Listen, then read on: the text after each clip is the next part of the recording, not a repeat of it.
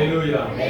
ஆராதனைக்கு வந்திருக்கிறவங்க யாவரையும் ஆண்டவராகிய இயேசுவின் நாமத்திலே வாழ்த்துகிறேன், வரவேற்கிறேன். கர்த்தராமே ஒவ்வொருவரையும் ஆசீர்வதிப்பாராக. யாரும் தலைகளை காட்டி கண்களை மூடி தேவ ஆவியானவர் நம்மோடு கூட எழுப்பக்கூடியாக, நம்மோடு கூட பேசக்கூடியாக யாவரும் சொல்லி கிருபை மிரட்டும் நேரத்தில் பரிசுத்த நல்ல ஆசீர்வதிக்கப்பட்டதான அந்த ஒரு நாள் மரண விஷயம் ஆராதனை காக்கணும் நன்றி செலுத்துகிறோம். உடைய சமூகத்தில் உடைய வசனத்தை தியானிக்கும்படியாக வந்திருக்கிற தேவனை கர்த்தர் நீ எல்லோரு கூட பேசுங்க, உடைய ஜனங்களோடு கூட நீ இடைப்படுங்க.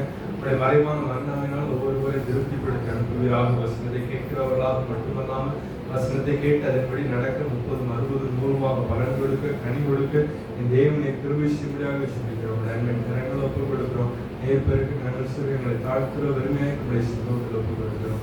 இயேசு நாமத்தில் ஜெபிக்கிறோம் நல்ல பிதாவே. ஆமென். ஹல்லேலூயா. ஹல்லேலூயா. நாளிலே ஆண்டவர் தியானத்துக்கு என்று கொடுத்த தேவனுடைய வார்த்தையை ஆராதனை வேளையிலே முடித்துவிட்டார். ஆமென். ஆராதனை ஆரம்பித்த உடனே சொல்லப்பட்ட ஒவ்வொரு வார்த்தையும் தேவனுடைய வார்த்தையாக கர்த்தருக்கு கொடுத்திருக்கிற ஒரு வார்த்தை. ஆனாலும் அதை நம்ம டீட்டெயிலாக பார்ப்போம். ஆமென். ஷார்ட்டாக மொத்தமாக முடிச்சுட்டாங்க. இருந்தாலும் கர்த்தர் டீட்டெயிலாக நம்மளோடு கூட என்ன செய்வார், பேசுவார். ஆமென். வார்த்தை கேட்கிற நாம் என்ன செய்யணும்? வாரம் சண்டே சர்ச்சைக்கு வரோம். 6 வாரம் 1 மணி நேரம் என்ன சொல்கிறோம், மெசேஜ் கேட்குறோம். அப்புறம் வீட்டுக்கு போயிட்டு நம்ம வழக்கமாக என்ன பண்ணுவோமோ அதே தான் பண்ணுவோம். அதற்காக அல்ல திருச்சபையின் ஆராதனை, அதற்காக அல்ல. ஆலயத்திலிருந்து வெளியே போகும்போது ஒரு மாற்றம் உடைய வாழ்க்கையில் என்ன செய்யணும்? அப்படி இல்லைன்னா 40 வருஷத்துக்கு முன்னாடி நம்ம எப்படி இருந்தோமோ அதே மாதிரி தான் இப்போ என்ன செய்வோம். இப்போ எப்படி இருக்கோமோ அதே மாதிரி தான் அடுத்த 40 வருஷமும் அவன் சர்ச்சைக்கு வந்தாமா போனோம்னு இருக்கும். அது வாழ்க்கையில் ஒரு முன்னேற்றம், ஒரு மாற்றம் என்பது என்ன செய்யாது, வராது. நம்மளுடைய வாழ்க்கையில நம்ம செய்ய வேண்டிய சில காரியங்களை நாம் செய்தால் மாத்திரம்தான் என்ன செய்யும், வாழ்க்கையில மாற்றம் வரும். இதோடு கூட இந்த வார்த்தை பேசப்படுகிற வார்த்தை யாருக்காக கர்த்தர் பேசுகிறார்? யாருக்காக? நல்லா சொல்லுவோம். நானே எடுத்துக்கொள்வது மட்டும் வேற யாருக்கும் ஆண்டவர் பேசுறாரு. அவங்களாம் திரும்பணும், அவங்களாம் என்ன செய்யணும், ஆமா மனம் மாறணும். இது அவங்களுக்கு அந்த விசுவாசிக்கிற இது எனக்கு நல்லா புரியுது. அவங்களாம் என்ன செஞ்சிடணும், இதை கேட்டாச்சும் திருந்துறாங்கன்னு அடுத்தவங்களை பார்க்க வேண்டாம். நம்மை நாம் என்ன செய்யணும், நிதானித்து அறிய வேண்டும். நம்மை நாம் அலசி ஆராய வேண்டும். இதனால் இந்த ஆலயத்திலிருந்து வெளியே செல்லும் போது என்னென்ன மாற்றங்களை நாம் எடுத்துக்கொண்டு போகிறோம் அப்படிங்கிறத கவனிக்கணும், யோசிக்கணும். கர்த்தர் அதன்படி நாம் நம்முடைய வாழ்க்கையில் ஒரு மாற்றத்தை நாம் செய்யும் போது கர்த்தர் நம்முடைய வாழ்க்கையில் என்ன செய்வார், மாற்றத்தை, ஒரு ஆசீர்வாதத்தை கர்த்தர் காண செய்வார். எத்தனை பேர் விசுவாசிக்கிறீங்க? ஹல்லேலூயா. கடந்த மாதங்களிலே நாம் தியானம் செய்திருக்கிறோம். என்னது? பிசாசின் தந்திரங்கள். ஞாபகம் வச்சிருக்கீங்களா? பிசாசின் தந்திரங்கள். நம்மளுடைய வாழ்க்கையில் நிறைய பிரச்சனை, போராட்டம் இதெல்லாம் வருது, அநேக காரியங்கள் நடக்குது. அதுக்கு பிசாசு என்ன பண்றான், தந்திரமா எதையாச்சும் ஒன்று செய்யலாம் அப்படின்னு சொல்லிட்டு பார்ப்போம். இன்னைக்கு அதனுடைய தொடர்ச்சியை பார்ப்போம். தந்திரமா பிசாசு செய்யறான். ஆனா வாழ்க்கையில் நடக்கிற எல்லா காரியத்தையும் என்ன பழியெல்லாம் எங்க போட்டுருவோம்? ஒன்று பிசாசு மேல போடுவோம், இல்லைன்னா ஆண்டவர் மேல பழி போடுவோம். நம்ம மட்டும் என்னது, உத்தவனும் சன்மார்க்கனும் தேவனுக்கு பயந்து பொல்லாப்புக்கு விலகுகிறவருமான நம்மை போல ஒருவரும் இந்த பூமியில. ஆமென். புரியுதா? தப்பு நடந்துச்சுன்னா காரணம் யாரு? ஒண்ணு பிசாசு, இல்ல இன்னொன்னு ஏசப்பா. ஆனா நம்ம மட்டும், நம்ம மேல ஒரு தப்பு கூட என்ன செய்யாது, இருக்காது. நம்மை நாம என்ன செய்யணும், அலசி ஆராயணும். அநேக காரியங்கள்ல நம்முடைய வாழ்க்கையில் ஒன்று நடக்குது அப்படின்னா அதுக்கு காரணம் யாரா இருக்கும்? நம்மளாதான் இருக்கும். ஒரு பிரச்சனை வருது அப்படின்னா அந்த பிரச்சனைக்கு யாரு காரணமா இருக்கும்? நம்மதான் காரணம். சூரியன் வந்து நேற்று ஒரு நேரத்தில் கேட்டாங்க, பிரச்சனைக்கு யாரு காரணம் அப்படின்னு சொல்லி. யாரு காரணம்? நம்மளே தான் காரணம் எல்லாத்துக்கும். ஆமா, அங்க எங்கன்னு குறை சொல்லக்கூடாது. நம்ம வாசித்த சங்கீதத்தை எடுத்துக்கொள்வோம். 77வது சங்கீதம் 6 முதல் 9 உள்ள வசனங்களை நம்ம யாரும் சேர்ந்து வாசிப்போம். சங்கீதம் 77வது சங்கீதம் 6வது வசனத்திலிருந்து 9வது வசனம் வரை வாசிப்போம். எல்லாரும் எடுத்தீங்களா? சங்கீதம் 77வது சங்கீதம் 6 முதல் 9 உள்ள வசனங்களை நம்ம யாரும் சேர்ந்து வாசிப்போம். ராக்காலத்தில் என் சங்கீதத்தை நான் நினைத்து என் இருதயத்தோடு சம்பாஷித்துக் கொள்கிறேன். ஆவியை ஆராய்ச்சி செய்வது ஆண்டவர் நித்திய காலமாய் கைவிடுவாரோ இனி ஒருபோதும் தயவு செய்யாதிருப்பாரோ அவருடைய கிருபை முற்றிலும் அற்று போயிற்றோ வாக்குத்தத்தமானது தலைமுறை தலைமுறைக்கும் ஒழிந்து போயிற்றோ தேவன் இரக்கம் செய்ய மறந்தாரோ கோபத்தினாலே தமது உருக்கமான இரக்கங்களை அழைத்துக் கொண்டாரோ.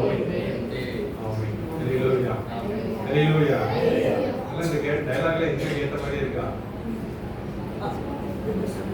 ஆசாவின் சங்கீதம் சொல்ற 6வது வசனத்துல, ராக்காலத்தில் என் சங்கீதத்தை நான் நினைத்து இருதயத்தோடு சம்பாஷித்துக் கொள்கிறேன். என் ஆவி நடுராத்திரி என்ன செய்யுது? ஆவி நீங்க நாட்கள்ல நடுராத்திரி என்ன செய்யறதில்ல?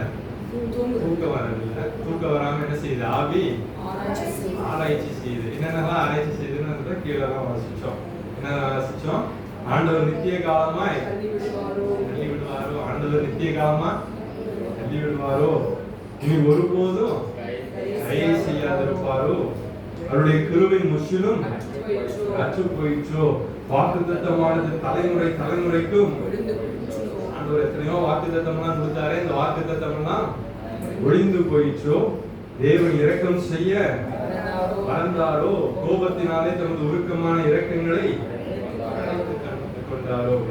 இதனால செய்தியினுடைய தலைப்பு, ஏன் என்னுடைய வாழ்க்கையில இப்படி நடக்கிறது? என்னுடைய வாழ்க்கையில ஒரு கேள்வி, ஏன் எனக்கு மட்டும் இப்படி நடக்கிறது? ஏன் எனக்கு இந்த பிரச்சனை வந்து கொண்டே இருக்கிறது? ஏன் எனக்கு வியாதியின் மேல வியாதி வந்து கொண்டே இருக்கிறது? ஏன் என்னுடைய குடும்பத்துல ஒருவர் மாற்றி ஒருவருக்கு பலவீனம் சுகவீனம் வந்து கொண்டே இருக்கிறது? ஏன் நான் சம்பாதிக்கிற சம்பாத்தியத்தில் ஒரு ஆசீர்வாதத்தை காண முடியவில்லை? ஏன் நான் எடுக்கிற முயற்சிகள் எல்லாம் தோல்வியிலே போய் முடிகிறது? ஏன் தேவன் எனக்கு உதவி செய்யவில்லை? ஏன் எனக்கு யாருக்கு உதவி செய்யல? நான் ஏன் தனிமையாகவே இருக்கிறேன் என்று சொல்லி, ஏன் என்று சொல்லி ஏராளமான கேள்விகள் நம்முடைய வாழ்க்கையில இருக்கிறது. ஆனால் ஒன்றை மாத்திரம் நாம் நினைத்து கொள்ள வேண்டும், நம்முடைய வாழ்க்கை தேவனுடைய கரங்களை ஒப்பு கொடுத்தோம் என்று சொன்னால் அவருடைய சித்தத்தின்படி எல்லாமே நடக்கும். நம்முடைய வாழ்க்கை தேவனுடைய கரங்கள்ல ஒப்பு கொடுக்கும். நம்ம இஷ்டத்துக்கு நம்ம நினைச்சு நடந்து கொண்டிருந்தோம் அப்படின்னா நம்ம இஷ்டப்படி அதான் எல்லாம் நடக்கும். அப்புறம் கேள்வி மட்டும் யாரும் கேட்கக்கூடாது. உங்க இஷ்டப்படி நடந்தீங்க அப்படின்னா ஏங்கிற கேள்வி நீங்க யார்கிட்ட கேட்கணும்? உங்ககிட்ட தான் கேட்கணும். ஆண்டவருடைய இஷ்டப்படி நடந்தீங்க அப்படின்னா ஆண்டவர் உங்களுடைய வாழ்க்கையில அற்புதமா அதிசயமா நடத்தி கொடுக்கிற அவ்வளவுதான் இருக்கிறார். ஹல்லேலூயா, ஹல்லேலூயா. அவர் ஒரு நாளும் நம்ம என்ன செய்ய மாட்டாரு? கைவிட மாட்டார். பிரச்சனை வர மாதிரி இருக்கலாம், போராட்டம் வர மாதிரி இருக்கலாம், ஆனால் எல்லா சூழ்நிலையிலும் தேவனாய கர்த்தர் என்ன செய்வார்? நம்மோடு கூட இருப்பார். ஆண்டவருடைய சித்தத்தின்படி நம்முடைய வாழ்க்கை நடத்தும் போது ஒருவேளை பிரச்சனையோ போராட்டமோ வந்தாலும், வியாதியோ பலவீனமா வந்தாலும் எல்லாத்துக்கும் என்ன இருக்கும்? ஒரு காரணம் இருக்கும். ஆண்டவர் எல்லாத்துக்கும் என்ன செய்வாரு? ஒரு காரணத்தை வைத்திருப்பார். நம்முடைய வாழ்க்கையில ஏன் இப்படி எல்லாம் நடக்குது அப்படின்னு சொன்னீங்கன்னா எல்லாத்துக்கும் ஒரு காரணம் இருக்கும். ஆண்டவர் ஒவ்வொரு காரியத்தையும் அவர் அழகாய் நேர்த்தியாய் அவர் செய்து முடிக்கிறது. நாம நினைக்கிற மாதிரி நம்ம ஒரு பிளான் போட்டோம் அப்படின்னா அவர் வேற ஒரு பிளான் வச்சிருப்பாரு. நீங்க சின்னதா ஒரு பிளான் போட்டிருப்பீங்க, ஆனா ஆண்டவருடைய பிளான் பெருசா இருக்கும், அது வித்தியாசமா இருக்கும், அது உயர்வானதா இருக்கும். ஹல்லேலூயா, ஹல்லேலூயா. அநேகர் வியாதியோடு பலவீனத்தோடு இருக்கலாம். ஏன் எனக்கு வியாதி? இந்த வியாதியில இருந்து எப்பொழுது எனக்கு முடிவு உண்டாகும், எப்பொழுது தேவன் எனக்கு ஒரு விடுதலையை கொடுப்பார் அப்படின்னு சொல்லி ஒரு கேள்விக்குறியோடு நாம் நின்று கொண்டிருக்கலாம். ஆனா வியாதிக்கு அநேக காரணங்கள் இருக்கிறது. வியாதிக்கு என்ன காரணம்? அப்படி பாவமா இருக்கலாம், சாபமா இருக்கலாம், விசுவாசோட காரியமா இருக்கலாம், கர்த்தர் அனுப்பியிருக்கலாம், இயற்கை சூழ்நிலையா இருக்கலாம்.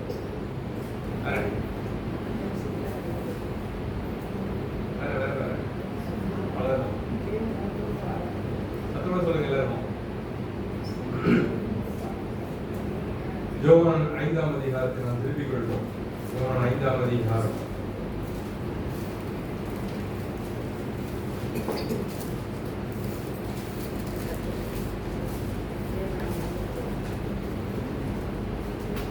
யோவான் 5ஆம் அதிகாரத்துல இங்க நாம் ஒரு சம்பவத்தை பார்க்கிறோம். என்ன சம்பவம் நடக்கிறது? 38 வருஷமாய் பெதஸ்தா குளத்தோட அருகே ஒரு மனுஷன் படுத்து கிடக்கிறான். 38 வருஷம் வியாதி கொண்டிருந்த ஒரு மனுஷன் அங்கே இருந்தான். எங்கே இருந்தான்? பெதஸ்தா குளத்துல. இந்த பெதஸ்தா என்பது என்னது? இரக்கத்தின் வீடு. அங்க போனா எல்லாருக்கும் என்னது கிடைக்கும்? சுகம் கிடைக்கும். ஒரு தூதன் வருவான், குளத்தை என்ன செய்வான்? கலக்குவான். அந்த குளத்தை கலக்குறதுக்கு அப்புறம் யார் முதல்ல இறங்குறாங்களோ அவங்களுக்கு சுகம். ஃபர்ஸ்ட் ஆகிறவங்களுக்கு சுகம். இவனுக்கு பார்க்கறான், இன்னைக்காச்சும் ஒரு நாள் நமக்கு சுகம் கிடைக்கும், இன்னைக்காச்சும் நமக்கு சுகம் கிடைக்கும்னு 38 வருஷம் என்ன செய்யறான்?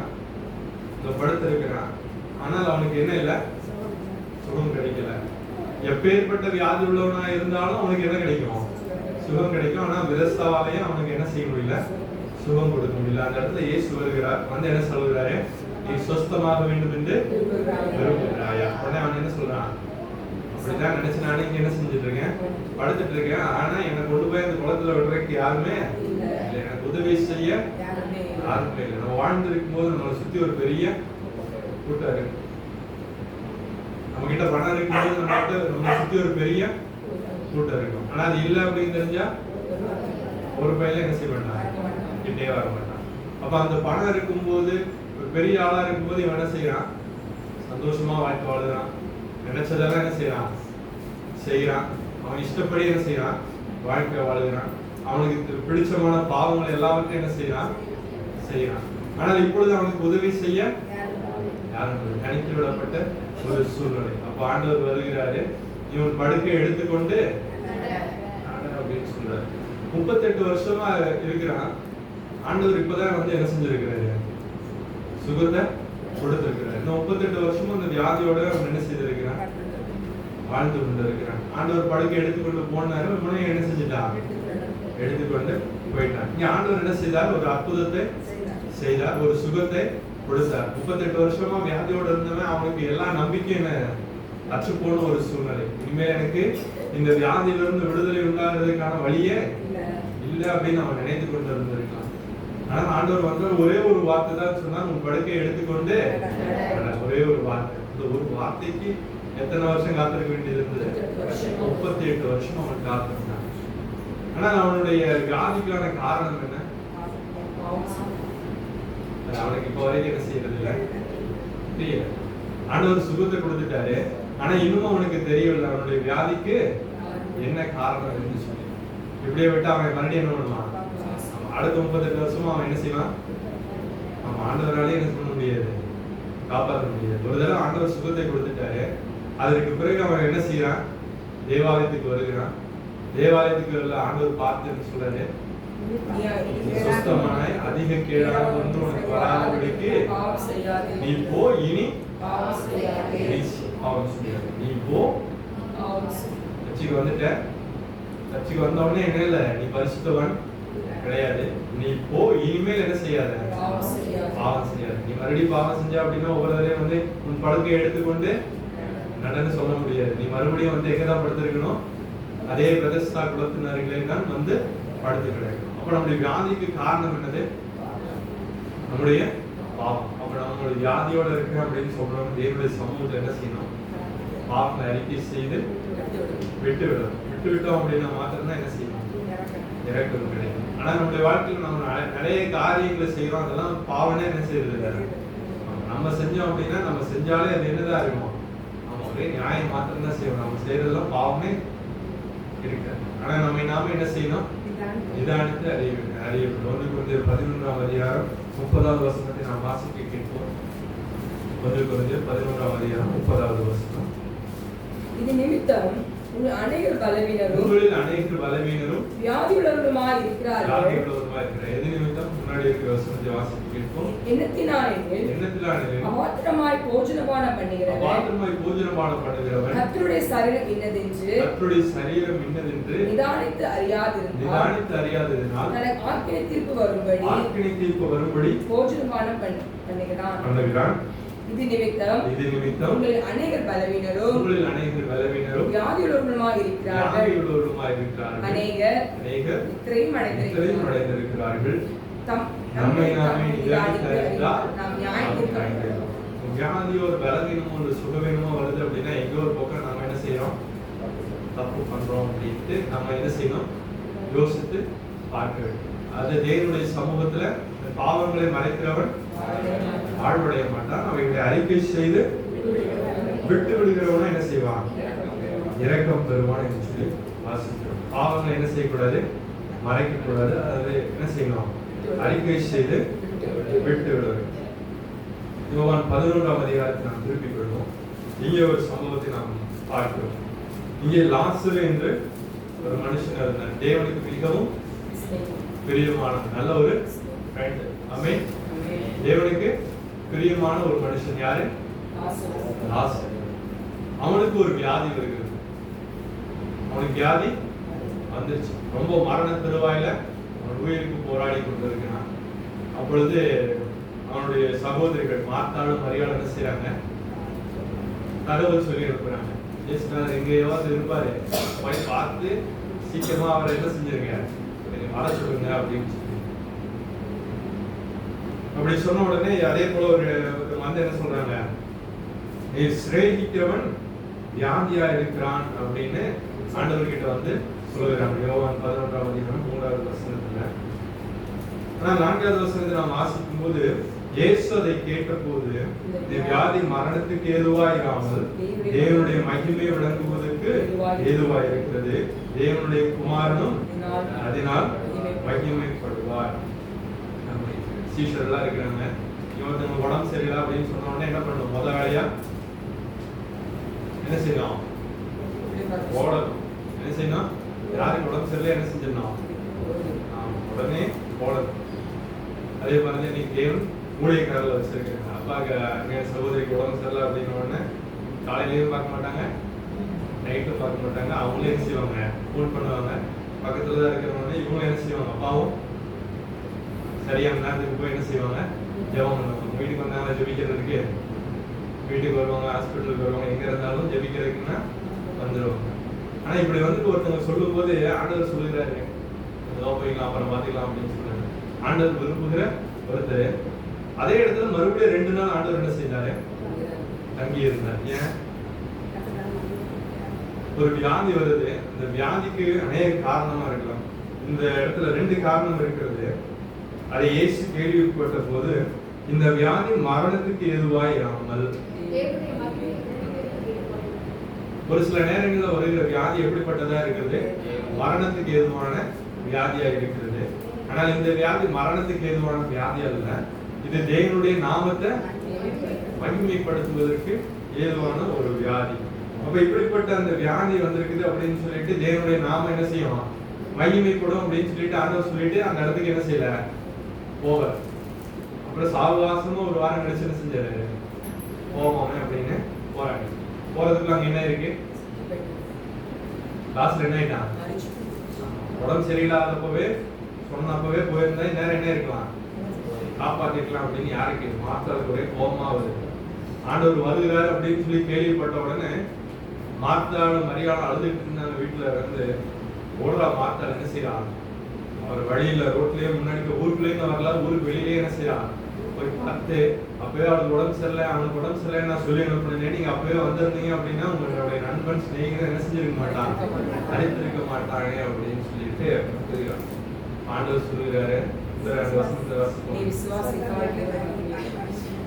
இயேசு அவரை நோக்கி, நானே உயிர்த்தெழுதலும் ஜீவனுமாய் இருக்கிறேன். என்னை விசுவாசிக்கிறவன் மரித்தாலும் பிழைப்பான்.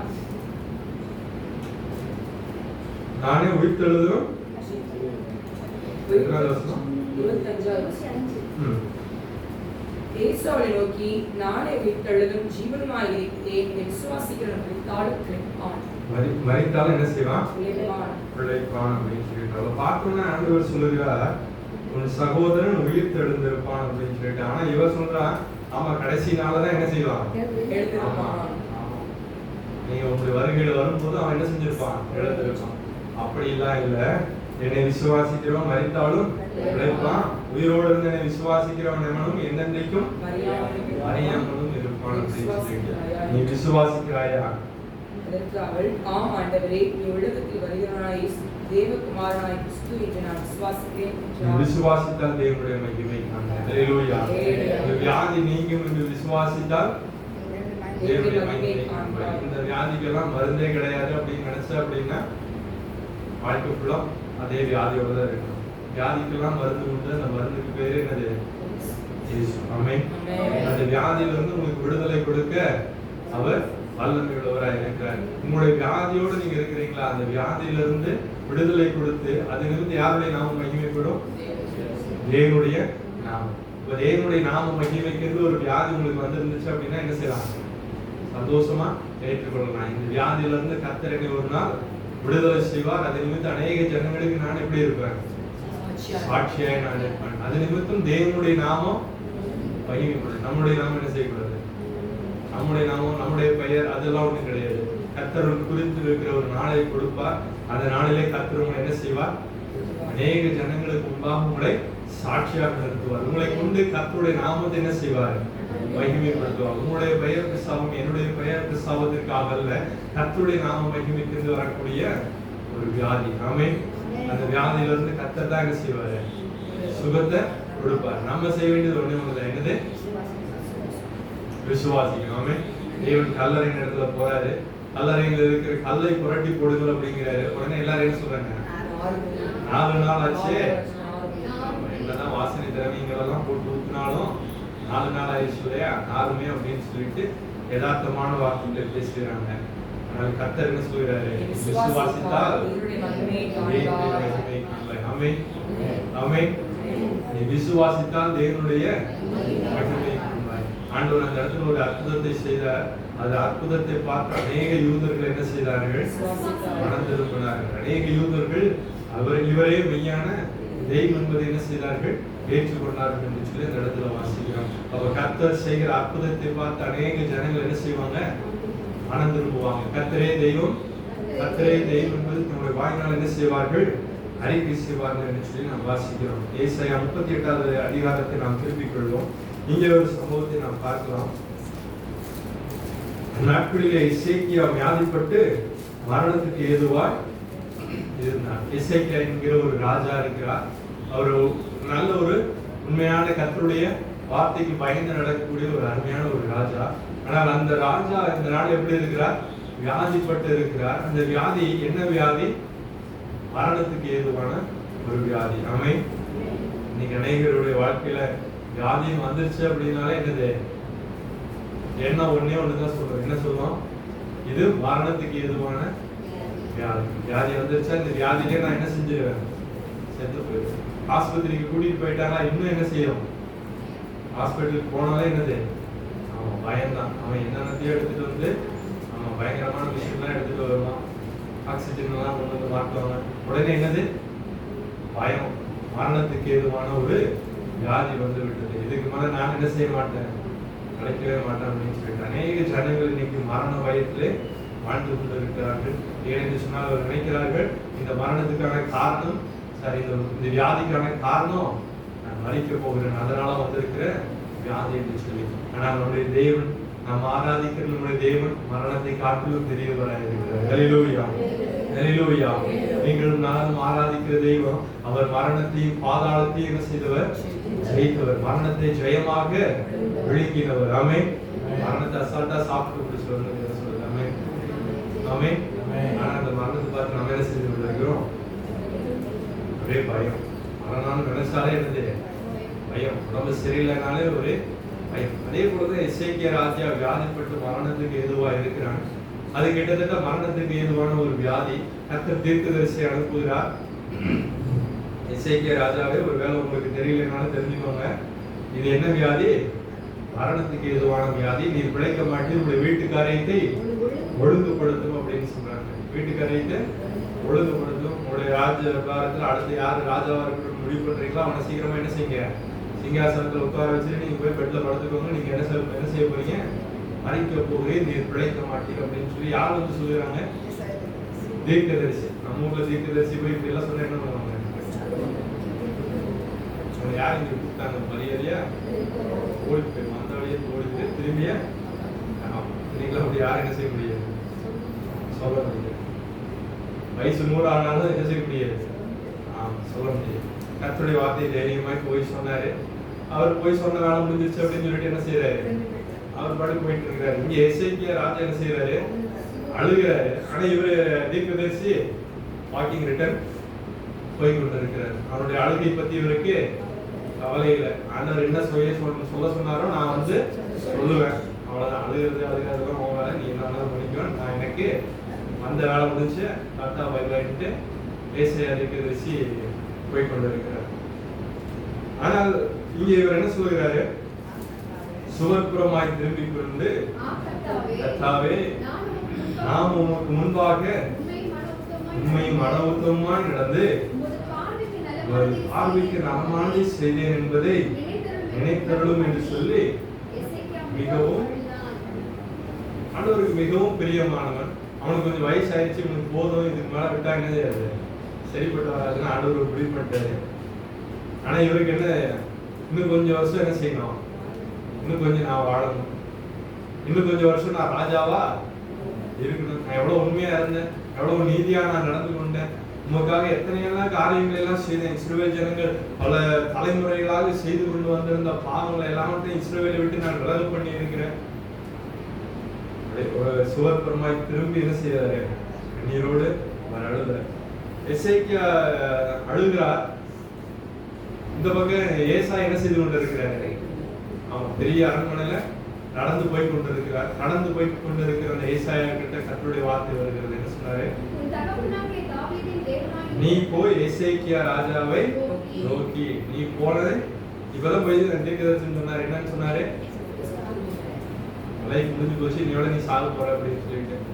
ஆனா இப்ப மறுபடியும் அதே அடுத்த நிமிஷத்துல, ரொம்ப நேரம் தான் இல்ல, இமீடியட்டா ஆண்டவருடைய வார்த்தை வருகிறது. நீ போய் தாசனாகிய எசேக்கியாவை நோக்கி, உன் தகப்பனாகிய தாவீதின் தேவனாகிய கர்த்தர் சொல்கிறது என்னவென்றால், உன் விண்ணப்பத்தை கேட்டே கண்ணீரை கண்டேன், இது நாட்களோடு 15 வருஷம் கூட்டுமே, நான் உன்னையும் இந்த நகரத்தையும் அசீரியா ராஜாவின் கைக்கு தப்புவித்து இந்த நகரத்துக்கு ஆதரவா இருப்பேன் அப்படின்னு சொல்லிட்டு ஆண்டவர் சொல்லுகிறார்.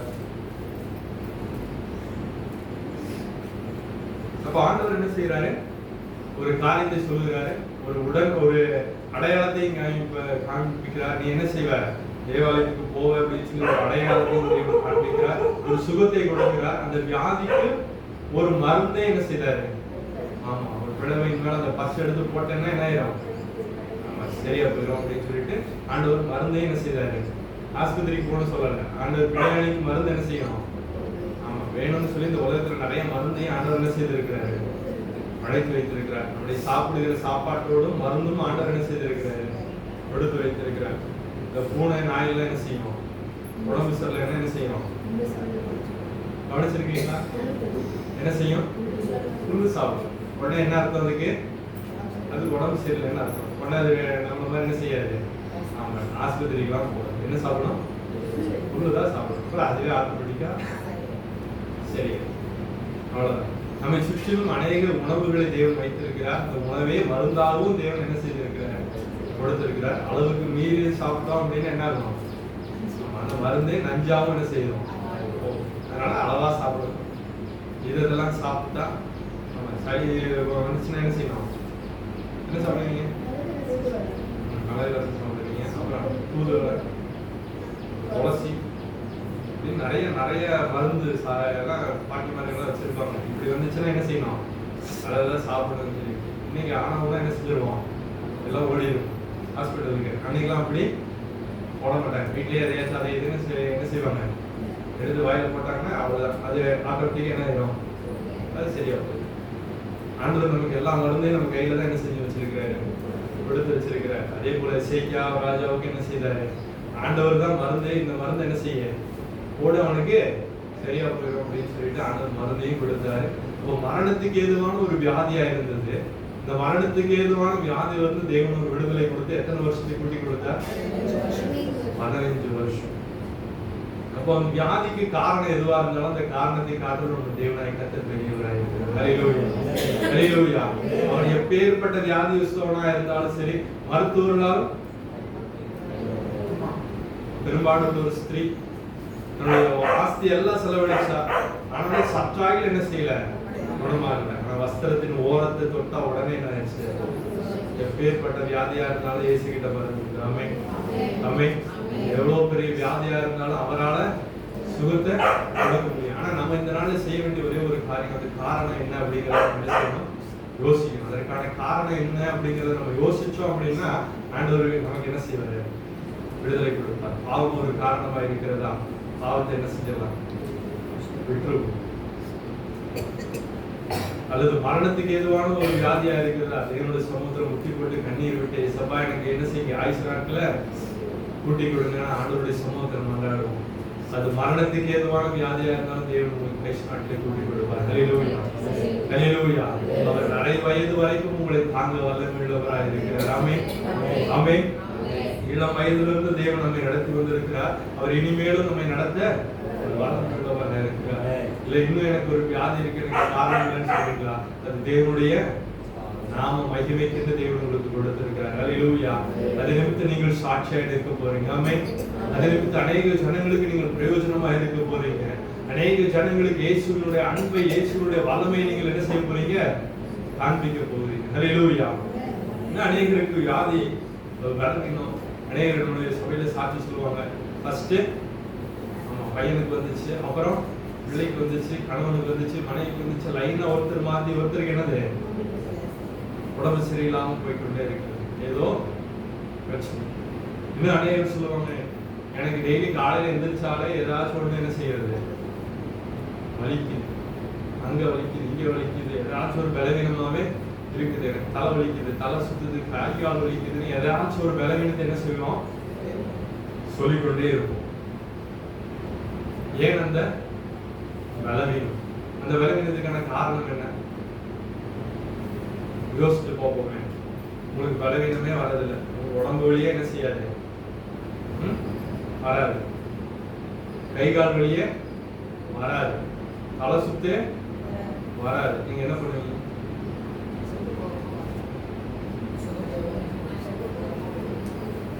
நல்ல ஒரு வேலையை ஆண்டவர் கொடுத்திருக்கிறாரு, இப்ப என்ன பண்ணுவீங்க? காலையில எழுந்திரிச்சா காலையில 6 மணிக்கு கடையை திறந்து உட்கார வச்சு உட்கார்ந்தோம் அப்படின்னா நைட்டு 10 மணி வரைக்கும் அசையாம உட்கார்ந்து என்ன செய்வோம்? ஆமா, கடையிலே இருந்து நின்றுகிட்டே வேலை செய்வோம். நமக்கு ஒண்ணுமே என்ன செய்யாது, கை வலிக்காது, கால் வலிக்காது. நீங்க சாப்பிடுறதுக்கும் என்ன செய்யாது, போனாது. ஜெபிக்கிறதுக்கும் போனாது, பைபிள் வாசிக்கிறதுக்கும் போனாது. நம்ம வலிக்கலைன்னா நம்மளுடைய வாழ்க்கை எப்படி இருக்குன்னா இப்படிதான் இருக்கும். விடிஞ்ச அடையிற வரைக்கும் என்ன செய்வோம்?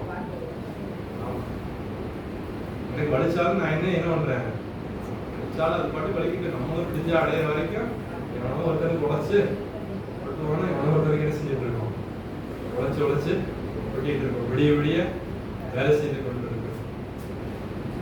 நம்மளுடைய பேச்சு எப்படி இருக்கும்? அதெல்லாம் நமக்குலாம் ஒண்ணுமே ஆகாது. நம்மளாம் யார் தெரியுமில்ல, என்ன வரும்? பெருமை. என்ன வரும்?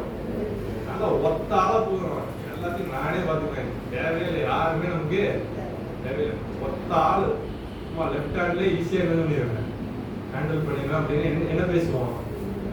பெருமை பேசுவோம். அப்போ அதுக்கு தான் என்ன வேணும்?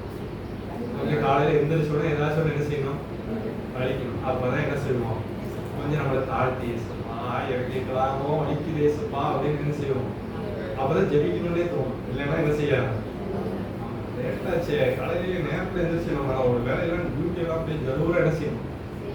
அப்படிதான் நம்முடைய மூளை வேலை செய்யும். பலவீனமா இருப்பது அநேக நேரங்கள்ல நல்லது, அநேக நேரங்கள்ல அந்த பலவீனம் ஆண்டவரே நமக்கு கொடுத்து வச்சிருக்காரு. அதற்காக ஆண்டவருக்கு ஸ்தோத்திரம்லாம் சொல்றாங்க. ஸ்தோத்திரம் சொல்லிங்களா, ஆண்டவரை திட்டுவீங்களா? ஸ்தோத்திரங்க சொல்றோம். இது நான் ஏதோ வாய்ப்பு வந்ததெல்லாம் பேசல, ஆதாரத்தின்படியே பேசுகிறேன். 2 கொரிந்தியர் 12ஆம் அதிகாரத்தை தெரிந்து கொள்ள முடிச்சுனால அங்கே ஒரு பலவீனத்தை பார்க்கலாம். யாருக்கு? பவுலுக்கு. அப்ப ஆண்டவர் என்ன சொன்னாரு? என் கிருபை உனக்கு போதும், பலவீனத்திலே என் பலம் பூரணமா விளங்கும். அப்ப ஆண்டவர் கர்த்தருடைய ஊழியத்தை செய்கிற ஒரு ஊழியக்காரனுக்கு சொல்றாரு, அந்த பலவீனம் எப்படி இருக்கும்? அது அப்படிதான் இருக்கும்.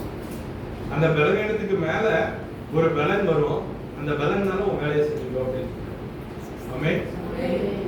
பலவீனத்தை மாத்துவேன்னு சொல்றேன், பலவீனத்துல இருந்து உனக்கு விடுதலைய கொடுப்பேன்னு சொல்லல. ஏன் அப்படின்னா அது 7வது வசனத்துல வாசிப்போம். அன்றைக்கு எனக்கு வெளிப்படுத்தப்பட்டவர்களுக்குரிய மேன்மையை நிமித்தம் நான் என்னை உயர்த்தாதபடிக்கு என் மாம்சத்திலே ஒரு முள் கொடுக்கப்பட்டிருக்கிறது. என்னை நான் உயர்த்தாதபடிக்கு அது என்னை கூட்டும் சாத்தானுடைய தூதனாய் இருக்குது. இதுக்கு என்னது இருக்குது? நம்ம கூடவே ஒரு முள்ளே ஆண்டவர் என்ன செய்திருக்கிறார்? கொடுத்திருக்கிறார். இஸ்ரவேல் ஜனங்களுக்கு தேவன் சுதந்திரத்தை கொடுத்தார். சுதந்திரத்தை கொடுக்கும்போது கொஞ்சம் முள்ளு கொடுத்தார். ஆமென். என்ன கொடுத்தாரு? முள்ளு கொடுத்தாரு. ஆணையர்களை நான் முழுவதுமாக என்ன செய்ய மாட்டேன், அழிக்க மாட்டேன். அது முள்ளு அவன் கூட என்ன செய்யும்? உன் கூட தான் இருக்கும். அந்த முள்ளு உன்னை நீ எப்போ வேணா தப்பு பண்றியோ அப்பெல்லாம் என்ன செய்யும்? உன்னை குத்தும். ஆமென். நம்ம எப்பெல்லாம் தப்பான டைரக்ஷன்ல போயிட்டு இருக்கோமோ அப்பெல்லாம் அந்த முள்ளு என்ன செய்யும்? குத்தும். அதுக்காக கூடவே என்ன சொல்லி சாத்தானுடைய ஒரு தூதனை என்ன செஞ்சிருக்காரு? பக்கத்திலே வச்சிருக்காரு. ஆமென். இனிமேல் பலவீனம் வந்துச்சுன்னா என்ன செய்யணும்? பெருமை பாராட்டக்கூடாது. தாழ்மையா ஆண்டவருடைய பலத்தினால நான் என்ன செய்யறேன்? நடக்கிறேன். இன்னைக்கு ஆலயத்துக்கு எல்லாரும் என்ன செஞ்சிருக்கீங்க? நடந்து வந்திருக்கீங்க. ஆமென். நிறைய பேர் தூரமான இடத்துல இருந்து நடந்துலாம் வந்திருக்கீங்க. நடந்து வந்தது யாருடைய பலன்? என் பலன் ஒண்ணுமே இல்லை. நான் இங்க நாளையில நிற்கிறேன் அப்படின்னா அது யாருடைய பலன்? கர்த்தருடைய பலன். நான் நடந்து சர்ச்சுக்கு வந்திருக்கேன்னா யாருடைய பலன்? கர்த்தருடைய பலன். நீங்களும் தூரமா வந்திருக்கீங்க, நான் பக்கத்துல தான் இருக்கேன், பின்னாடி தான் இருக்கேன். நானும் இங்க நடந்து வரக்கு யாருடைய பலன்? ஆமென்.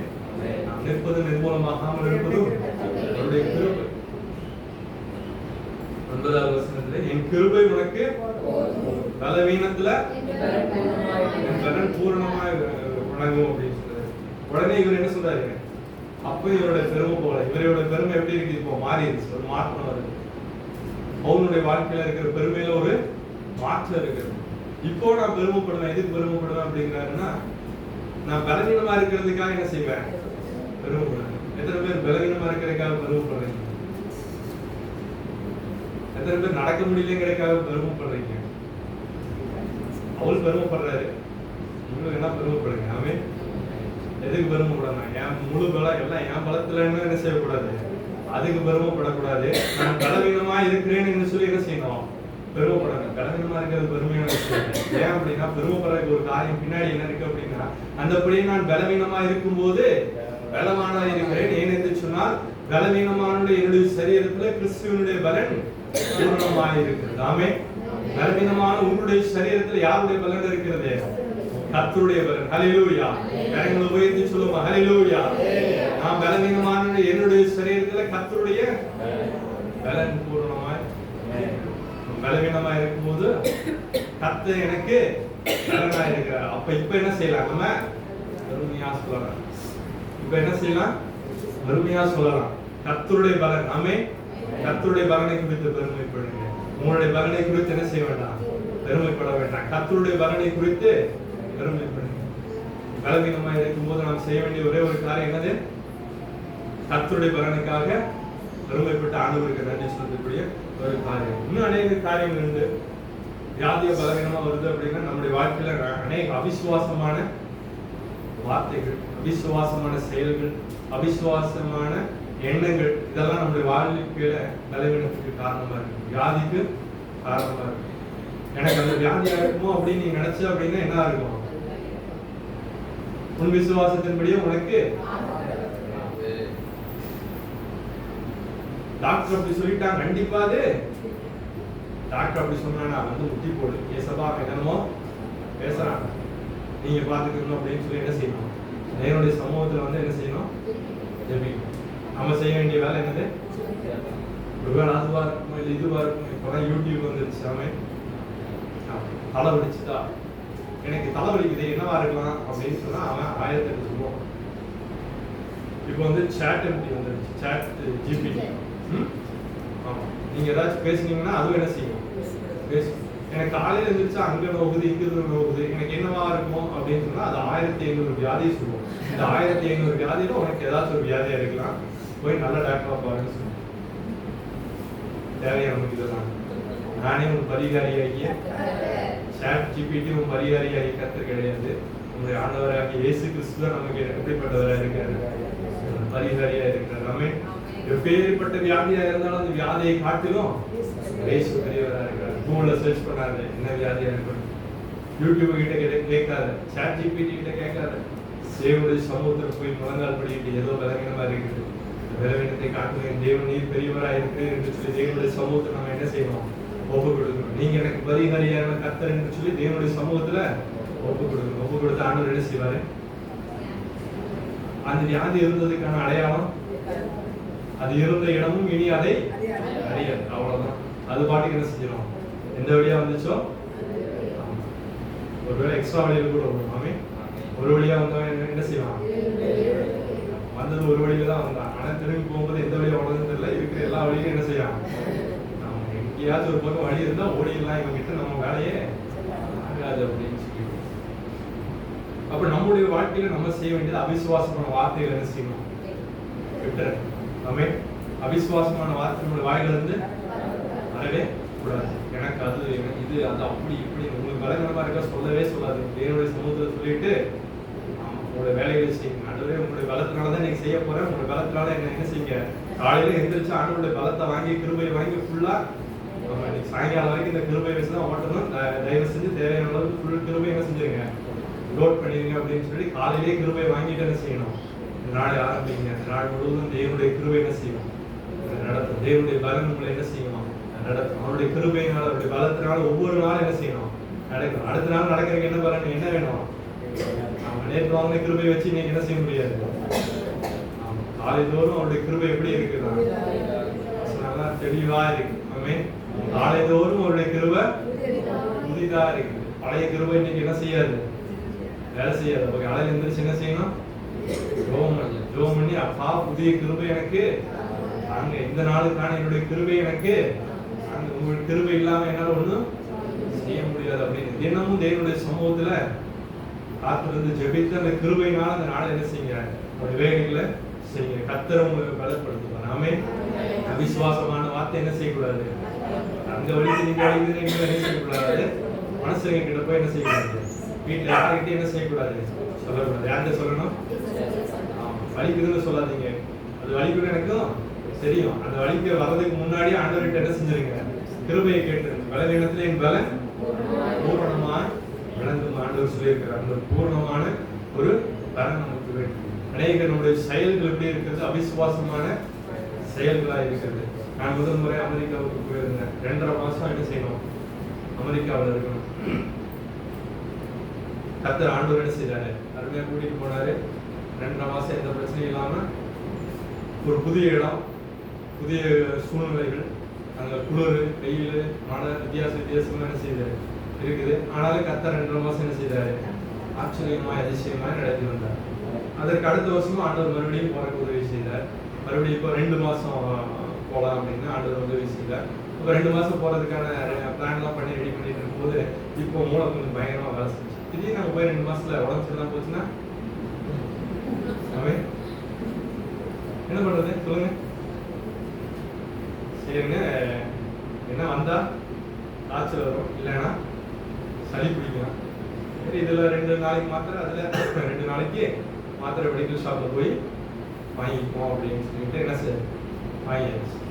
அப்போ ஆண்டவர் என்ன சொல்லுவாரு, விசுவாசத்தின்படி உனக்கு ஃபர்ஸ்ட் ஒருக்கு என்ன வந்துச்சு, சளி வந்துச்சு.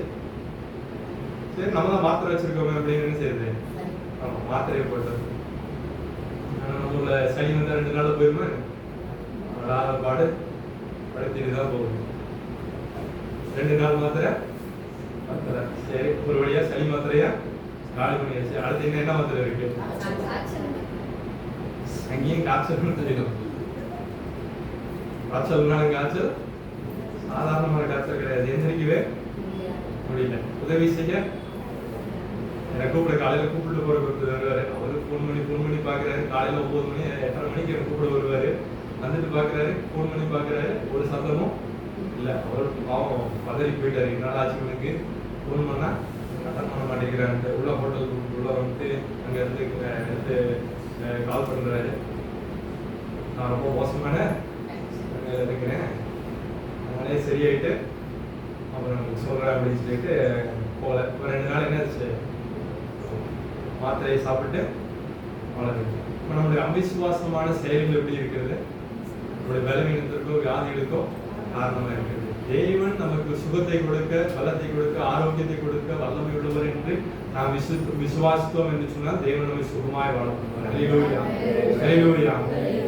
நம்முடைய விசுவாசமே உலகத்தை ஜெயிக்கிற ஜெயம். உங்களுடைய அவிசுவாசமே உலகத்தில் இருக்கிற நோய்களை எல்லாம் உங்களுக்கு கொண்டு வந்து போடுகிற பெரிய லாரி. ஆமென். என்னது? அவிசுவாசம். பெரிய லாரியா கொண்டு வந்து என்ன செய்வாங்க? குப்பை கொட்டுறவங்க கொண்டு வந்து கொட்டிட்டு போயிடுவாங்க. அப்ப நம்ம விசுவாசிக்கணும், தேவன் எனக்கு அற்புதத்தை செய்ய வல்லவர், இந்த வியாதியை காட்டிலும் எனக்கு இயேசு பெரியவர் என்று சொல்லி நாம் விசுவாசித்தோம் என்று சொன்னால் தேவனுடைய வாழ்க்கையில ஒரு அற்புதங்களை செய்ய வல்லவர். ஆமென். வியாதிக்கான காரணம் தான் பார்க்கணும். நம்முடைய வாழ்க்கையில் அநேகருக்கு பிரச்சனை மேல பிரச்சனை. என்னுடைய வாழ்க்கையில பிரச்சனைக்கு ஒரு முடிவே இல்லை. ஒரு பிரச்சனை போச்சுன்னா அடுத்த பிரச்சனை. என்னுடைய வாழ்க்கையில சிறையிருப்புக்கு ஒரு முடிவே இல்லை. என்னோட வாழ்க்கை முழுவதும் ஒரு சிறையிருப்பாகவே இருக்கிறது. ஏதாவது ஒரு விதத்துல நான் சிறைப்பட்டு கொண்டிருக்கிறேன், ஏதாவது ஒரு விதத்துல நான் கவலையோடும் கண்ணீரோடும் வாழ்ந்து கொண்டிருக்கிறேன் என்று சொல்லி அநேகர் இந்த நாளிலே சிறையிருப்பிலே வாழ்ந்து கொண்டிருக்கிறோம். ஆனால் இந்த சிறையிருப்பிலிருந்து தேவன் நம்மை விடுதலை செய்ய வல்லவர். ஹல்லேலூயா, ஹல்லேலூயா. காரணம் எதுவா இருந்தாலும் காரணத்தை காட்டிலும் இயேசு பெரியவர். ஆமென். எல்லாம் சொல்லுவோம், காரணம் எதுவா இருந்தாலும் எல்லாம் சேர்ந்து சொல்லுங்க, காரணம் எதுவா இருந்தாலும் காரணத்தை காட்டிலும் இயேசு பெரியவராயிருக்கிறார். இயேசு பெரியவராயிருக்கிறார். எனக்கு சுகம் கொடுக்க இயேசு பெரியவராயிருக்கிறார். என் பிரச்சனையிலிருந்து விடுதலை கொடுக்க இயேசு பெரியவராயிருக்கிறார். என்னுடைய சிறையிருப்பை மாற்ற இயேசு பெரியவராயிருக்கிறார். ஆமென், ஆமென். யோசேப்பை குறித்து பார்த்தோம் என்று சொன்னால், யோசேப்பு சிறைச்சாலையிலே இருந்தார் என்று சொல்லி வாசிக்கிறோம். ஆதியாகமம் 34ஆம் அதிகாரத்தை நாம் திருப்பிக் கொள்வோம். யோசேப்பு சிறைச்சாலையிலே இருந்தார். யோசேப்பு பாருங்க, யோசேப்பு இருக்கிற இடத்துல இன்னைக்கு நம்மளை நாம வச்சுக்குவோம். நம்ம உத்தமன் சன்மார்க்கமா நல்ல வாழ்க்கை வாழுகிறோம், ஆண்டவருக்கு பிரியமா நடக்கிறோம், ஆண்டவருக்கு பயந்து நடக்கிறோம். ஆனா நம்முடைய வாழ்க்கையில செய்யாத ஒரு தப்புக்காக என்ன செய்யறாங்க? சிறைச்சாலையில கொண்டு வைக்கிறாங்க. அனைவருடைய வாழ்க்கையில நீங்க நாம் கேள்விப்படுகிறோம். நம்முடைய திருச்சபையினுடைய வாழ்க்கையில அப்படி கேள்விப்பட்டோம். அது ஒருத்தர் 2 பேருக்கு இல்ல, அனைவருடைய வாழ்க்கையில நடக்கிறது. செய்யாத குற்றங்களுக்காக நம்ம மேல என்ன செய்வாங்க? அந்த பழியை என்ன செஞ்சிருவாங்க? நம்ம மேல போட்டுருவோம். இவன் தான் அதை திருடிட்டான், இவன் தான் அந்த பிரச்சனைக்கு காரணம், இவன் தான் 1க்கு 2 ஏதோ பேசி குடும்பத்துக்குள்ள சண்டையை மூட்டி விட்டுட்டான், இவன் தான் குடும்பத்தை பிரிச்சுட்டான். ஒரு சிறையிருப்பு, அந்த அந்த பொய்யான அந்த குற்றச்சாட்டையை சுமந்து கொண்டு வாழ்க்கக்கூடிய ஒரு சிறையிருப்பான ஒரு வாழ்க்கை. அது ரொம்ப கொடூரமான வாழ்க்கை. அதை என்ன செய்ய முடியாது? மறக்க முடியாது. அதை அவ்வளவு சீக்கிரத்தில் மன்னிக்கவும் முடியாது. அதுல இருந்து ஒரு விழிவு வராது. வந்தா தப்பு செஞ்சுட்டான் அப்படின்னா அந்த படி, செய்யாத குற்றத்திற்காக நம்ம சுமக்கிற படி, அது ஒரு மகா பெரிய சிறையிருப்பு. யோசேப்பு சொன்ன அந்த சிறையிருப்பு தன் சகோதரரோடு இருக்கும்போது என்ன செய்யலாம்? நல்லவனா இருந்தான். சகோதரர்லாம் என்ன செய்வாங்க? ஆடு மாடு மேய்க்க போகும்போது என்ன பண்ணுவாங்க? தூரமா போவாங்க. போற வழியில என்ன செய்யுது? பசிக்குதுன்னா ஒரு ஆட்டை காலி பண்ணி என்ன செஞ்சிருவாங்க? சமைச்சு சாப்பிடுவாங்க. சாப்பிடாம அப்படி உடனே யோசிப்பு என்ன பண்ணுவான்? ஒரு ஆடு குறையுது, இதை என்ன செஞ்சிருக்காங்க? சாப்பிட்டுருக்கானுங்க அப்படின்னு சொல்லிட்டு அப்பாட்ட இருந்து என்ன செஞ்சிருவான்? போட்டு கொடுத்து. அவன் ஒண்ணு தப்பும் என்ன செய்யல. ஒரு கனவு ஆண்டவர் கொடுத்த, அந்த கனவு நிமித்தமாக அவன் மேல என்னது? வர்றாங்க கோபம், எரிச்சல். நான் வர்றான்டா சொப்பனக்காரன், இவனை தூக்கி குடியில போட்டானே எப்படி இவன் சொப்பனா பார்க்க நம்ம கனவு. இவன் நேரா நிற்பான, இவனை சுத்தி நாங்களாம் என்ன பண்ணுவான்? அவன் இவன் காலில் விழுந்து இவனை என்ன செய்வான்? வாழன்னு நினைப்பான். இந்த குடியில போடுறான், என்னைக்கு நீ வந்துட்டு எங்களுக்கு முன்னாடி நிக்கிறேன்னு பார்ப்போம். அப்புறம் என்னைக்கு நாங்க உங்க காலில் விழுதுறோம்னு பார்ப்போம். எரிச்சலினாலும் பொறாமையினாலும் என்ன செஞ்சாங்க? குடியில போட்டாங்க. சரி, இவனுக்கு தொல்லையெல்லாம் முடிஞ்சு போச்சுன்னு ஒரு அடிமையா என்ன செஞ்சுட்டான்? எகிப்துக்கு போயிட்டான். அங்க போத்திபாருடைய மனைவியினால ஒரு பிரச்சனை. அங்கேயும் உண்மையா இருக்கணும்னு நினைச்சான். உண்மையா இருந்ததுனாலதான் என்னது பிரச்சனை. அவன் தப்பு பண்ணியிருந்தானே அங்க பிரச்சனையே இல்லை. ஆனா உண்மையா இருக்கணும்னு நினைச்சா பிரச்சனை. என்ன பண்ணிட்டாங்க? வசனம் எனக்கு ரொம்ப பிடித்த ஒரு வசனம். ஆதியாகமம் 34ஆவது அதிகாரம் 20-22 வசனம்.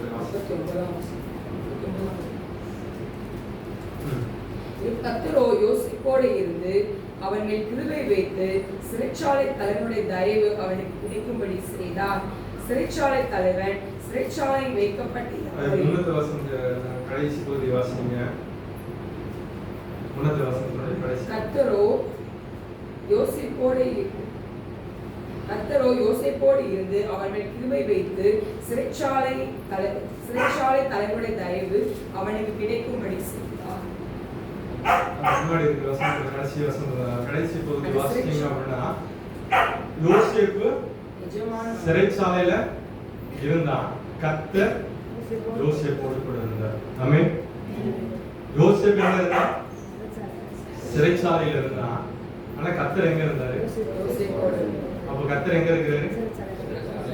ஆமென். நீங்க சிறைச்சாலையில இருக்கீங்க நீங்க நினைச்சீங்க அப்படின்னா, கர்த்தரும் உங்களோடு கூட எங்க இருக்கிறாரு? சிறைச்சாலையில இருக்கிறாரு. உங்களை விட்டுட்டு என்ன செய்ய மாட்டாரு? அவர் தூரமாக போக மாட்டாரு. சாத்ராக் மேஷாக் ஆபேத்நேகோ பார்க்கிறோம். அவங்க எப்படி இருந்தாங்க? எரிகிற அக்னி சூளையில நடுவுல இருக்கிறாங்க. கர்த்தர் எங்க இருந்தாரு? அவர் அவங்க கூட தான் இருந்தார். ஆமென். நீங்க பிரச்சனையோட ஒரு வாழ்க்கை வாழ்ந்து கொண்டிருந்தாலும் அந்த பிரச்சனை மத்தியில் தேவன் உங்களோடு கூட இருக்கிறார். ஆமென். நீங்க நெருப்பு மத்தியில இருந்தாலும் அந்த நெருப்புக்குள்ள நீங்க இருந்தாலும் அந்த நெருப்புக்குள்ள தேவனாகிய கர்த்தர் உங்களோடு கூட இருக்கிறார். நீ தண்ணீர்களை கடக்கும் போது நான் உன்னோடு கூட இருப்பேன். நீ ஆறுகளை கடக்கும் போது அவைகள் உண்மை புரளுவது இல்லை. நீ அக்னியில் நடக்கும் போது தேவாதிருப்பாய். அக்னி ஜுவாலை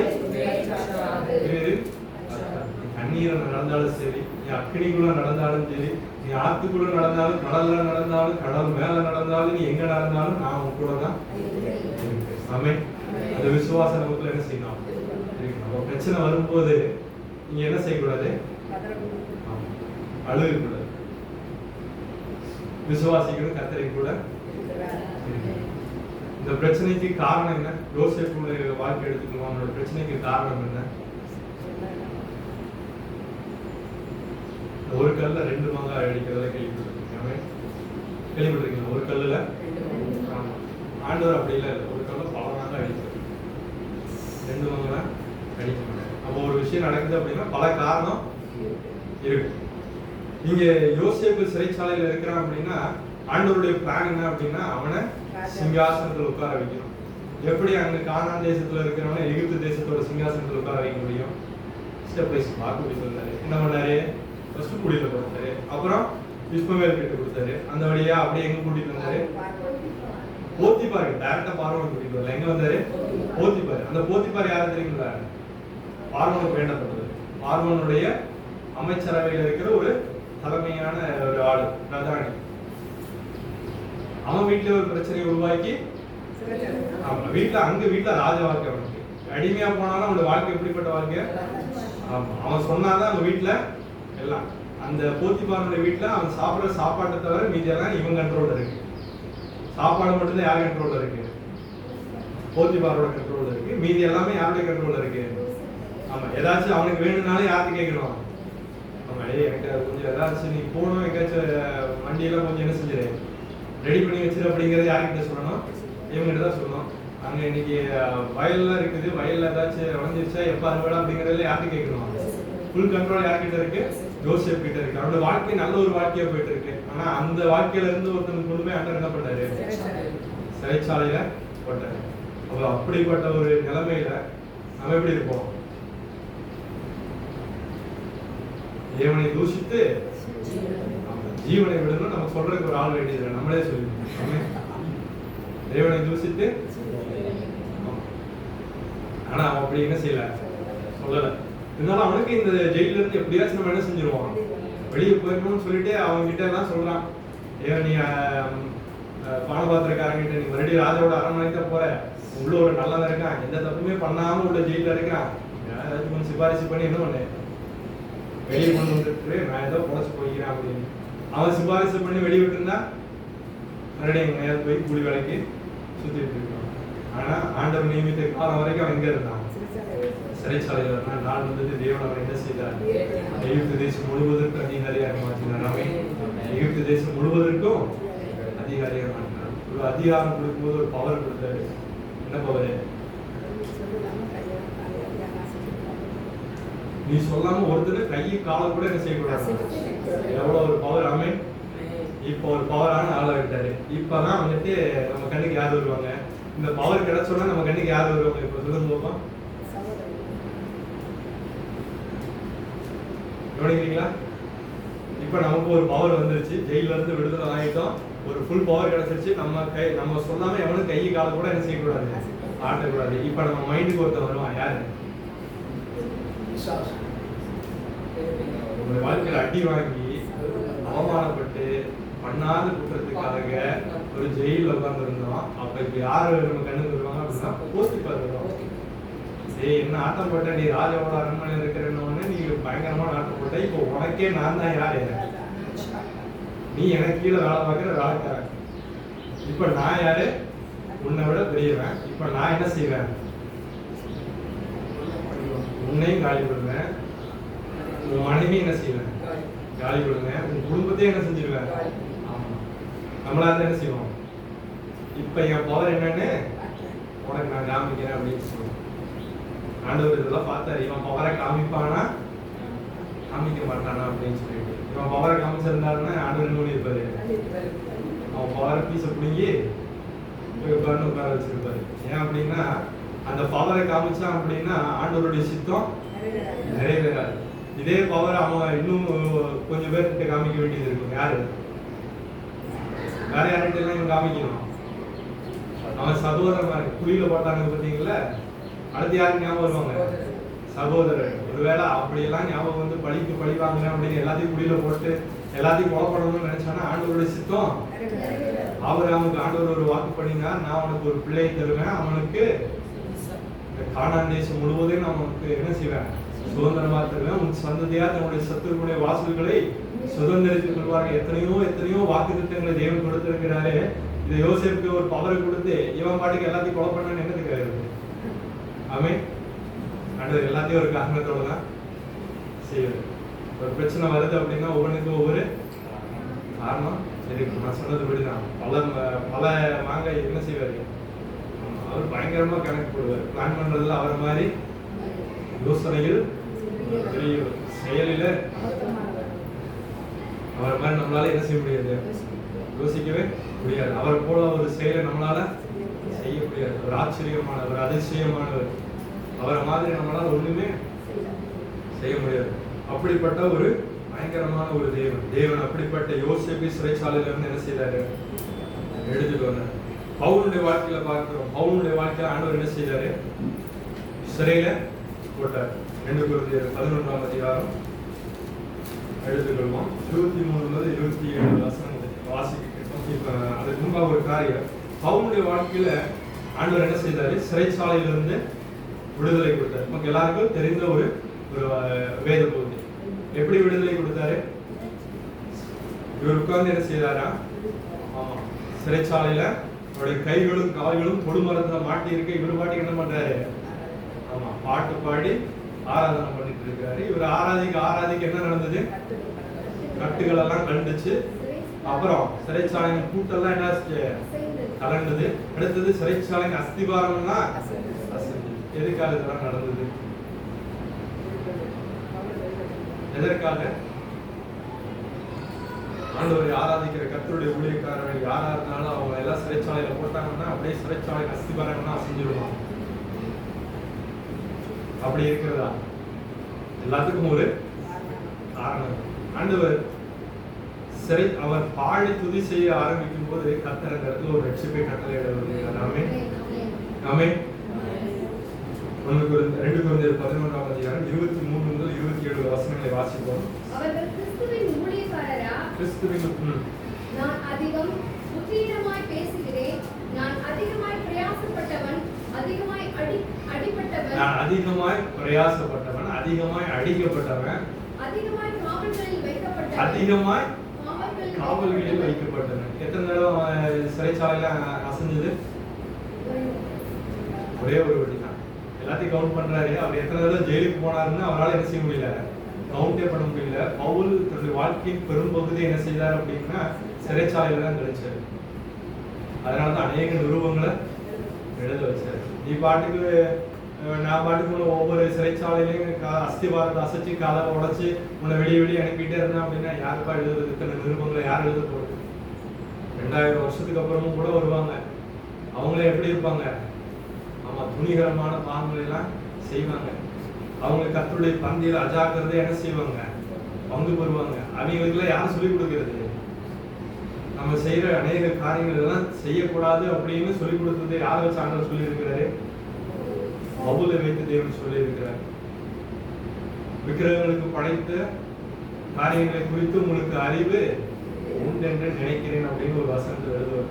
அது என்ன செய்யணும் செய்யக்கூடாதுன்னு சொல்லுவார். இன்னைக்கு நம்ம செய்யறோம் அப்படின்னா அது யார் சொல்லி கொடுத்தது? ஆண்டவர் பவுலின் மூலமாக சொல்லி அதை நிருபங்களாக எழுதி அது நிமித்தமாக நாம் இன்னைக்கு வாசித்துக் கொண்டிருக்கிறோம். ஒருவேளை ஆண்டவர் சிறைச்சாலையில் அவர் வைக்கவில்லை அப்படின்னு சொன்னா என்ன பண்ணியிருப்பாரு? அவருக்கு நிருபம் எழுதுறதுக்கு நேரம் இருக்கு. நாமே நிருபம் எழுதுறதுக்கு நேரம் இருக்காது. ஏற்கனவே நம்ம தியானித்த மாதிரி தான். ஆனா ஒரு ஆளா என்ன செய்வேன்? எவ்வளவு தூரம்னாலும் போய் என்ன செஞ்சிருவேன்? நடந்தனாலும் ஊழியம் செய்வேன், கப்பல்ல போயினாலும் என்ன செய்வேன்? ஊழியம் செய்வேன் அப்படின்னு பவுல் என்ன செய்து கொண்டு இருக்கலாம்? பெருமை பாராட்டி கொண்டு இருக்கலாம். அதுக்குதான் ஆண்டவர் என்ன செய்தாரு? ஒரு முள்ளையும் கொடுத்தாரு, கொஞ்சம் ஜெயிலையும் ஆண்டவர் என்ன செய்தாரு? கொடுத்து என்ன பண்ணேன்? நான் சொல்றேன் என்ன சொல்றேனோ அதை மாத்திரம் என்ன செய்யணும் சொல்லி. ஆனாலும் அது ஒரு குறிப்பிட்ட வாழ்நாள் ஃபுல்லா ஜெயில இருந்து ஆண்டவர் என்ன செய்யறாரு? ஜெயில உட்கார வைக்கிறார். வேதத்தினுடைய கடைசி பேஜை கிளிக்காம பத்திரமா வச்சிருந்தீங்கன்னா எடுத்து ஓபன் பண்ணி பாருங்க. பவுல் பிரயாணம் பண்ணின தேசங்கள் அப்படின்னு சொல்லி போட்டிருக்கு. ஒரு பெரிய மேப். ஆமே, என்ன மேப்ல என்ன போட்டிருக்கு? பவுல் பிரயாணம் பண்ணின தேசங்கள் அப்படின்னு சொல்லிட்டு அநேக தேசங்களுக்கு ஆண்டவர் என்ன செய்தாரு? அவரை அழைத்து கொண்டு போனார். ஆசியா கண்டத்துக்கு என்ன செய்தாரு? அவர் அழைத்து கொண்டு வந்தார். ஐரோப்பாவுக்கு என்ன செய்தாரு? ஐரோப்பா கண்டத்திற்கு என்ன செய்தார்? அழைத்து கொண்டு போனார். அநேக திருச்சபைகளுக்கு தேவன் அழைத்து கொண்டு போனார். ரோமாபுரி வரைக்கும் என்ன செஞ்சாரு? ஆமா, எல்லா பக்கமும் தேவன் என்ன செய்தார்? அவரை அழைத்து கொண்டு போனார். ஆனாலும் அவருடைய வாழ்க்கையில் அநேக நாட்களே என்ன செய்தார்? சிறையிலே கழித்தார். இன்னும் அதற்கு கீழே வாசிங்க. அநேக தரம் மரண அவதியில் அகப்பட்டவன் யூதர்களால் ஒன்று குறைய 40 அடியாக 5 தரம் அடிக்கப்பட்டார். 5 தடவை 39 அடியா 5 தடவை அடிச்சிருக்காங்க. 3 தரம் மிலாறுகளால் அடிபட்டு 3 தரம் மிலாறுகளால் அடிபட்டிருக்கிறேன். ஒரு தரம் கல்லெறி உண்டே. ஒரு தடவை கல்லெறி உண்டு. எப்படி கல்லெறியறதுன்னு? எப்படி ஒரே ஒரு கல் எடுத்து அப்படியே வச்சு அப்படி போடுவாங்களா? ஊர்ல நடுவில் நிற்க வச்சு ஊருக்கான அத்தனை பேரும் சேர்ந்து என்ன செய்வான்? சாகிற வரைக்கும் கல்லடிப்பான். ஆனாலும் ஒரு தடவை கல்லடி வாங்கி இன்னும் என்ன செய்யல? சாகல. செத்து நாள் அடிச்சு விட்டு போயிருப்பாங்க. ஆனாலும் இன்னும் என்ன பண்ணாரு? உயிரோட இருக்கிறாரு. 3 தரம் கப்பல் சேதத்தில் இருந்தே. கப்பல் சேதத்துல 3 தடவை கப்பல் சேதத்துல இருந்தாரு. கடலிலே ஒரு ராப்பகல் முழுவதும் போக்கினேன். அநேக தரம் பிரயாணம் பண்ணினேன். ஆறுகளால் வந்த மோசங்களிலும் கல்லரால் வந்த மோசங்களிலும் என் சுய ஜனங்களால் வந்த மோசங்களிலும் அது மாதிரி லிஸ்ட் அடிக்கிட்டே போவார். கடைசி வசனத்தை வாசிங்க. பிரயாசத்திலும் வருத்தத்திலும் அநேக முறை கண் விழிப்புகளிலும் பசியிலும் தாகத்திலும் அநேக முறை உபவாசங்களிலும் குளிரிலும் நிர்வாணத்திலும் இருந்தேன். அவரோட லிஸ்ட் ரொம்ப பெரிய லிஸ்ட். நம்மளுடைய லிஸ்ட்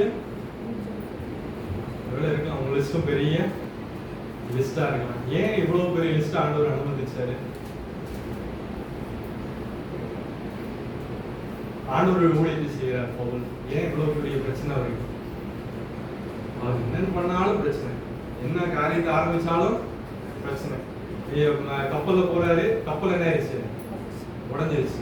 உடனே இவர் சிறை கைதியா இருக்கிறாரு. அவன் என்ன சொல்றானுங்க? நம்மளை எல்லாம் விட்டா தப்பிச்சு போயிடுவாங்க, இங்கேயே என்ன செஞ்சிடலாம்? எல்லாரும் சாகத்தான் போறோம், ஒருவேளை தப்பிச்சு எதுவும் போயிடக்கூடாது, அதனால என்ன செஞ்சிடலாம்? கொண்டு வரலாம் அப்படின்னு. ஆண்டவர் அங்கிருந்து காப்பாத்தி என்ன செஞ்சாரு? ஒரு கட்டையை கொடுத்து அதுலயே மிதந்து வர செஞ்சாரு. சரி, அப்பாட உயிருக்கு தப்பிச்சு வந்தோம் அப்படின்னு சொல்லி கடற்கரையில கொஞ்சம் விறகு எல்லாத்தையும் பொறுக்கி நெருப்பு உண்டாக்கி குளிர் காயலான்னு பார்த்தா அங்க என்னது? ஒரு விஷப்பூச்சி அங்கே என்ன செஞ்சிருச்சு? ஏன் இவ்வளவு பிரச்சனை? ஏன் இவ்வளவு ஒண்ணு மாத்தி ஒண்ணு என்ன செய்யுது? ஏதாவது ஒரு பிரச்சனை வந்துச்சுன்னா நம்ம என்ன செஞ்சிருவோம்? அசால்ட்டா ஹேண்டில் பண்ணுவோமே. அப்படிதானே? ரெண்டாவது பிரச்சனை வந்துச்சுன்னா கொஞ்சம் கஷ்டப்பட்டு முக்கி எப்படியாவது பல பிரச்சனை வருது. வீட்லயும் பிரச்சனை, வேலை செய்யற இடத்துலயும் பிரச்சனை, சொந்தக்காரனும் பிரச்சனை, சர்ச்சிலையும் பிரச்சனை, அங்கேயும் பிரச்சனை, இங்கேயும் பிரச்சனைனா என்ன பண்ணுவோம்? மூளை எதை பத்தி யோசிக்கிறதுனே தெரியாம பைத்தியம் பிடிச்ச மாதிரி.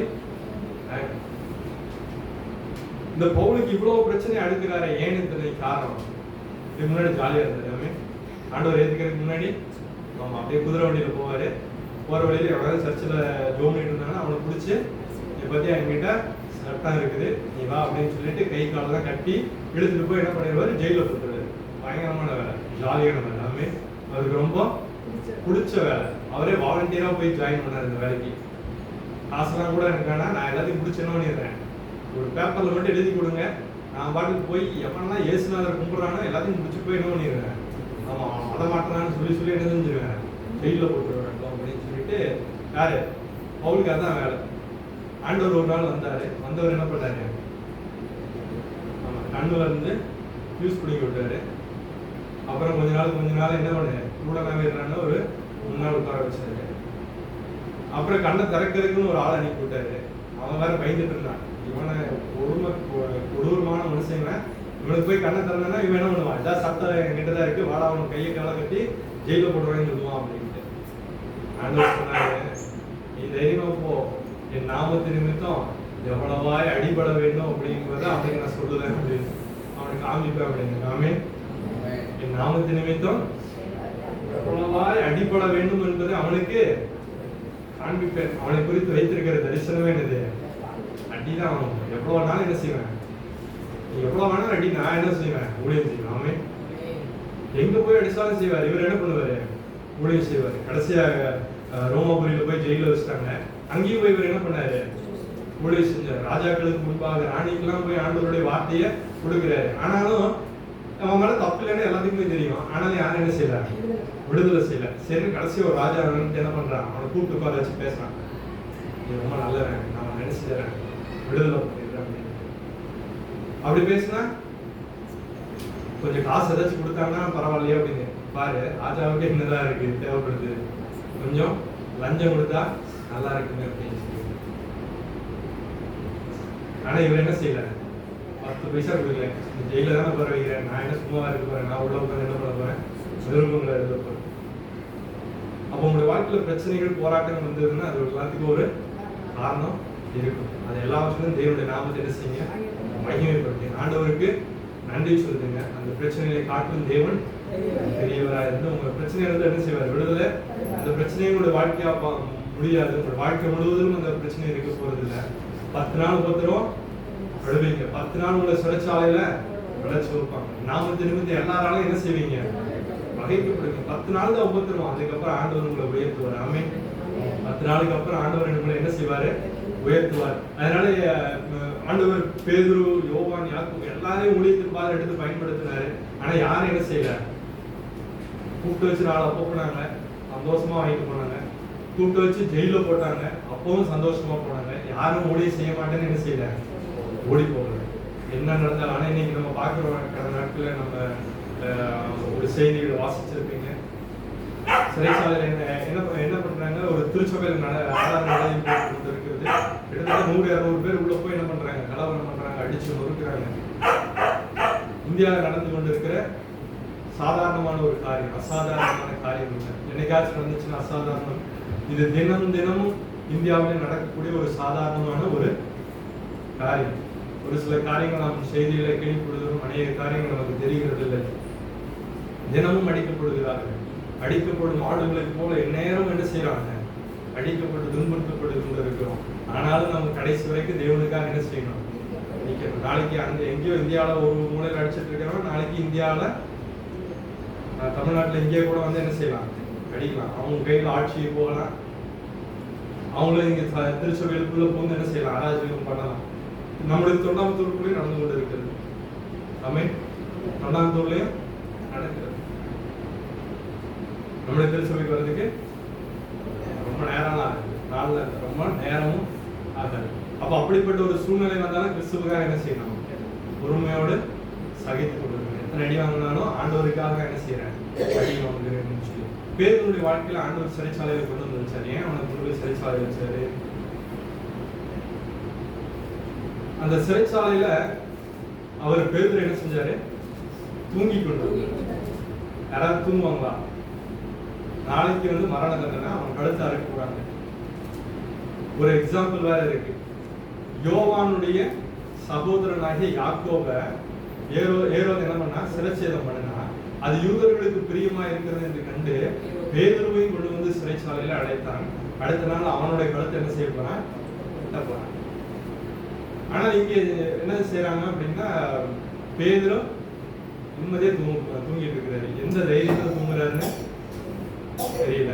ஆனா சபையார் ஊக்கத்தோடு விசுவாசிகள் எல்லாம் சபையார் எல்லாம் சேர்ந்து ஜெபம் பண்றாங்க. ஆனா இதற்கு முன்பாகவே ஆண்டவருடைய சீஷர்களில யோவானுடைய சகோதரனாய யாக்கோபை ஆண்டவர் என்ன செய்யல, காப்பாத்தல. அவன் என்ன பண்ணான், சிறைச்சேதம் பண்ணப்பட்டு செத்து போனான். ஆனா இங்க வந்துட்டு சிறையில இருக்கான். இப்ப நம்ம இந்த நிலைமையில இருக்கோம். நம்ம எப்படி இருப்போம்? கண்டிப்பா நாளைக்கு நம்ம சாக போனா ஆண்டவர் நம்ம என்ன செய்ய மாட்டாரு, என்ன செய்ய மாட்டாரு, காப்பாத்தவே மாட்டாரு. திரும்ப வரவும் வரமாட்டாரு. இப்ப ஒருவேளை யாக்கோப ஆண்டவர் காப்பாத்தி இருந்தாருன்னா, யாக்கோப ஆண்டவர் காப்பாத்தி இருக்கிறாரு, அதனால நான் என்ன செய்வாரு, காப்பாத்துவார்னு நினைக்கிறேன். ஆனா யாக்கோப ஆண்டவர் என்ன செய்வார், காப்பாத்துற. ஆனா பேதுருவை ஆண்டவர் காப்பாத்துறாரு. ஏன் காப்பாத்துறாரு? யாக்கோபை குறித்து ஆண்டவர் என்ன செய்ய சித்தமா இருக்கிறோட சித்தம் முடிஞ்சது. ஆண்டவர் என்ன செய்தாரு, ராஜ்யத்திற்கென்று எடுத்துக்கொண்டார். அவருடைய 12 சீஷர்கள் எல்லாருமே ரத்த சாட்சியா என்ன செஞ்சாங்க, அழைத்தாங்க.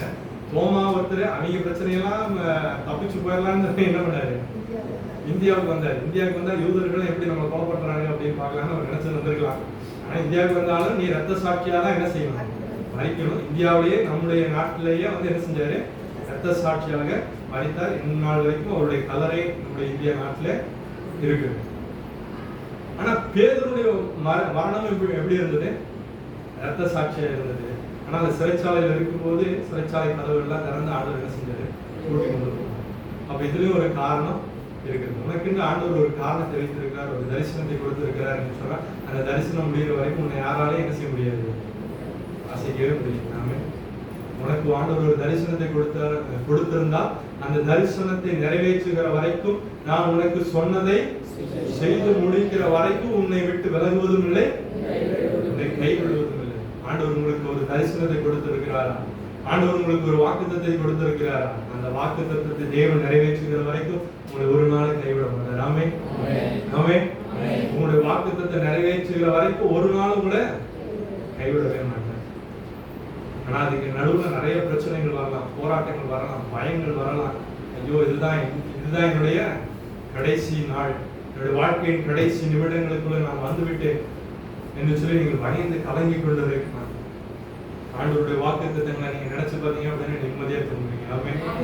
ஆண்டவருடைய வாக்குத்தத்தை நினைச்சீங்கன்னா நிம்மதியா தூங்குவீங்க. சூழ்நிலைகளை பார்த்தீங்க அப்படின்னா நாளைக்கு காலையில சாக போறவங்க கண்டிப்பா நீங்க என்ன செய்ய மாட்டாங்க, வாய்ப்பே கிடையாது. கண்ணவே என்ன செய்ய முடியாது, தூங்குற ரெண்டாவது கண்ணவே என்ன செய்ய முடியாது, மூட முடியாது. ஆனா இந்த சூழ்நிலையில பேதுரு என்ன செய்யல, 77 சங்கீதத்துல வாசிட்டோம் இல்லையா, எங்கள் மேல கோபமா இருக்கிறீரோ, உங்களுடைய தயவு முடிஞ்சு போச்சோ, உங்களுடைய கோபத்தினால எங்களை அழிக்க போறீரோ அப்படின்னு 1008 என்ன செய்யல கேள்வி கேட்கலாம். அவர் கம்முன்னு நிம்மதி என்ன செய்யறாரு, தூங்குறாரு. விசுவாசிகள் தான் என்ன செய்யறாங்க, முடிச்சிருந்து ஜெபிக்கிறாங்க. ஆனா ஆண்டவர் என்ன செய்யறாரு, ஒரு அற்புதத்தை செய்திருக்கிறார். ஹல்லேலூயா. உங்களுடைய வாழ்க்கையில சிறையிருப்பை ஆண்டவர் மாற்ற வல்லவர்.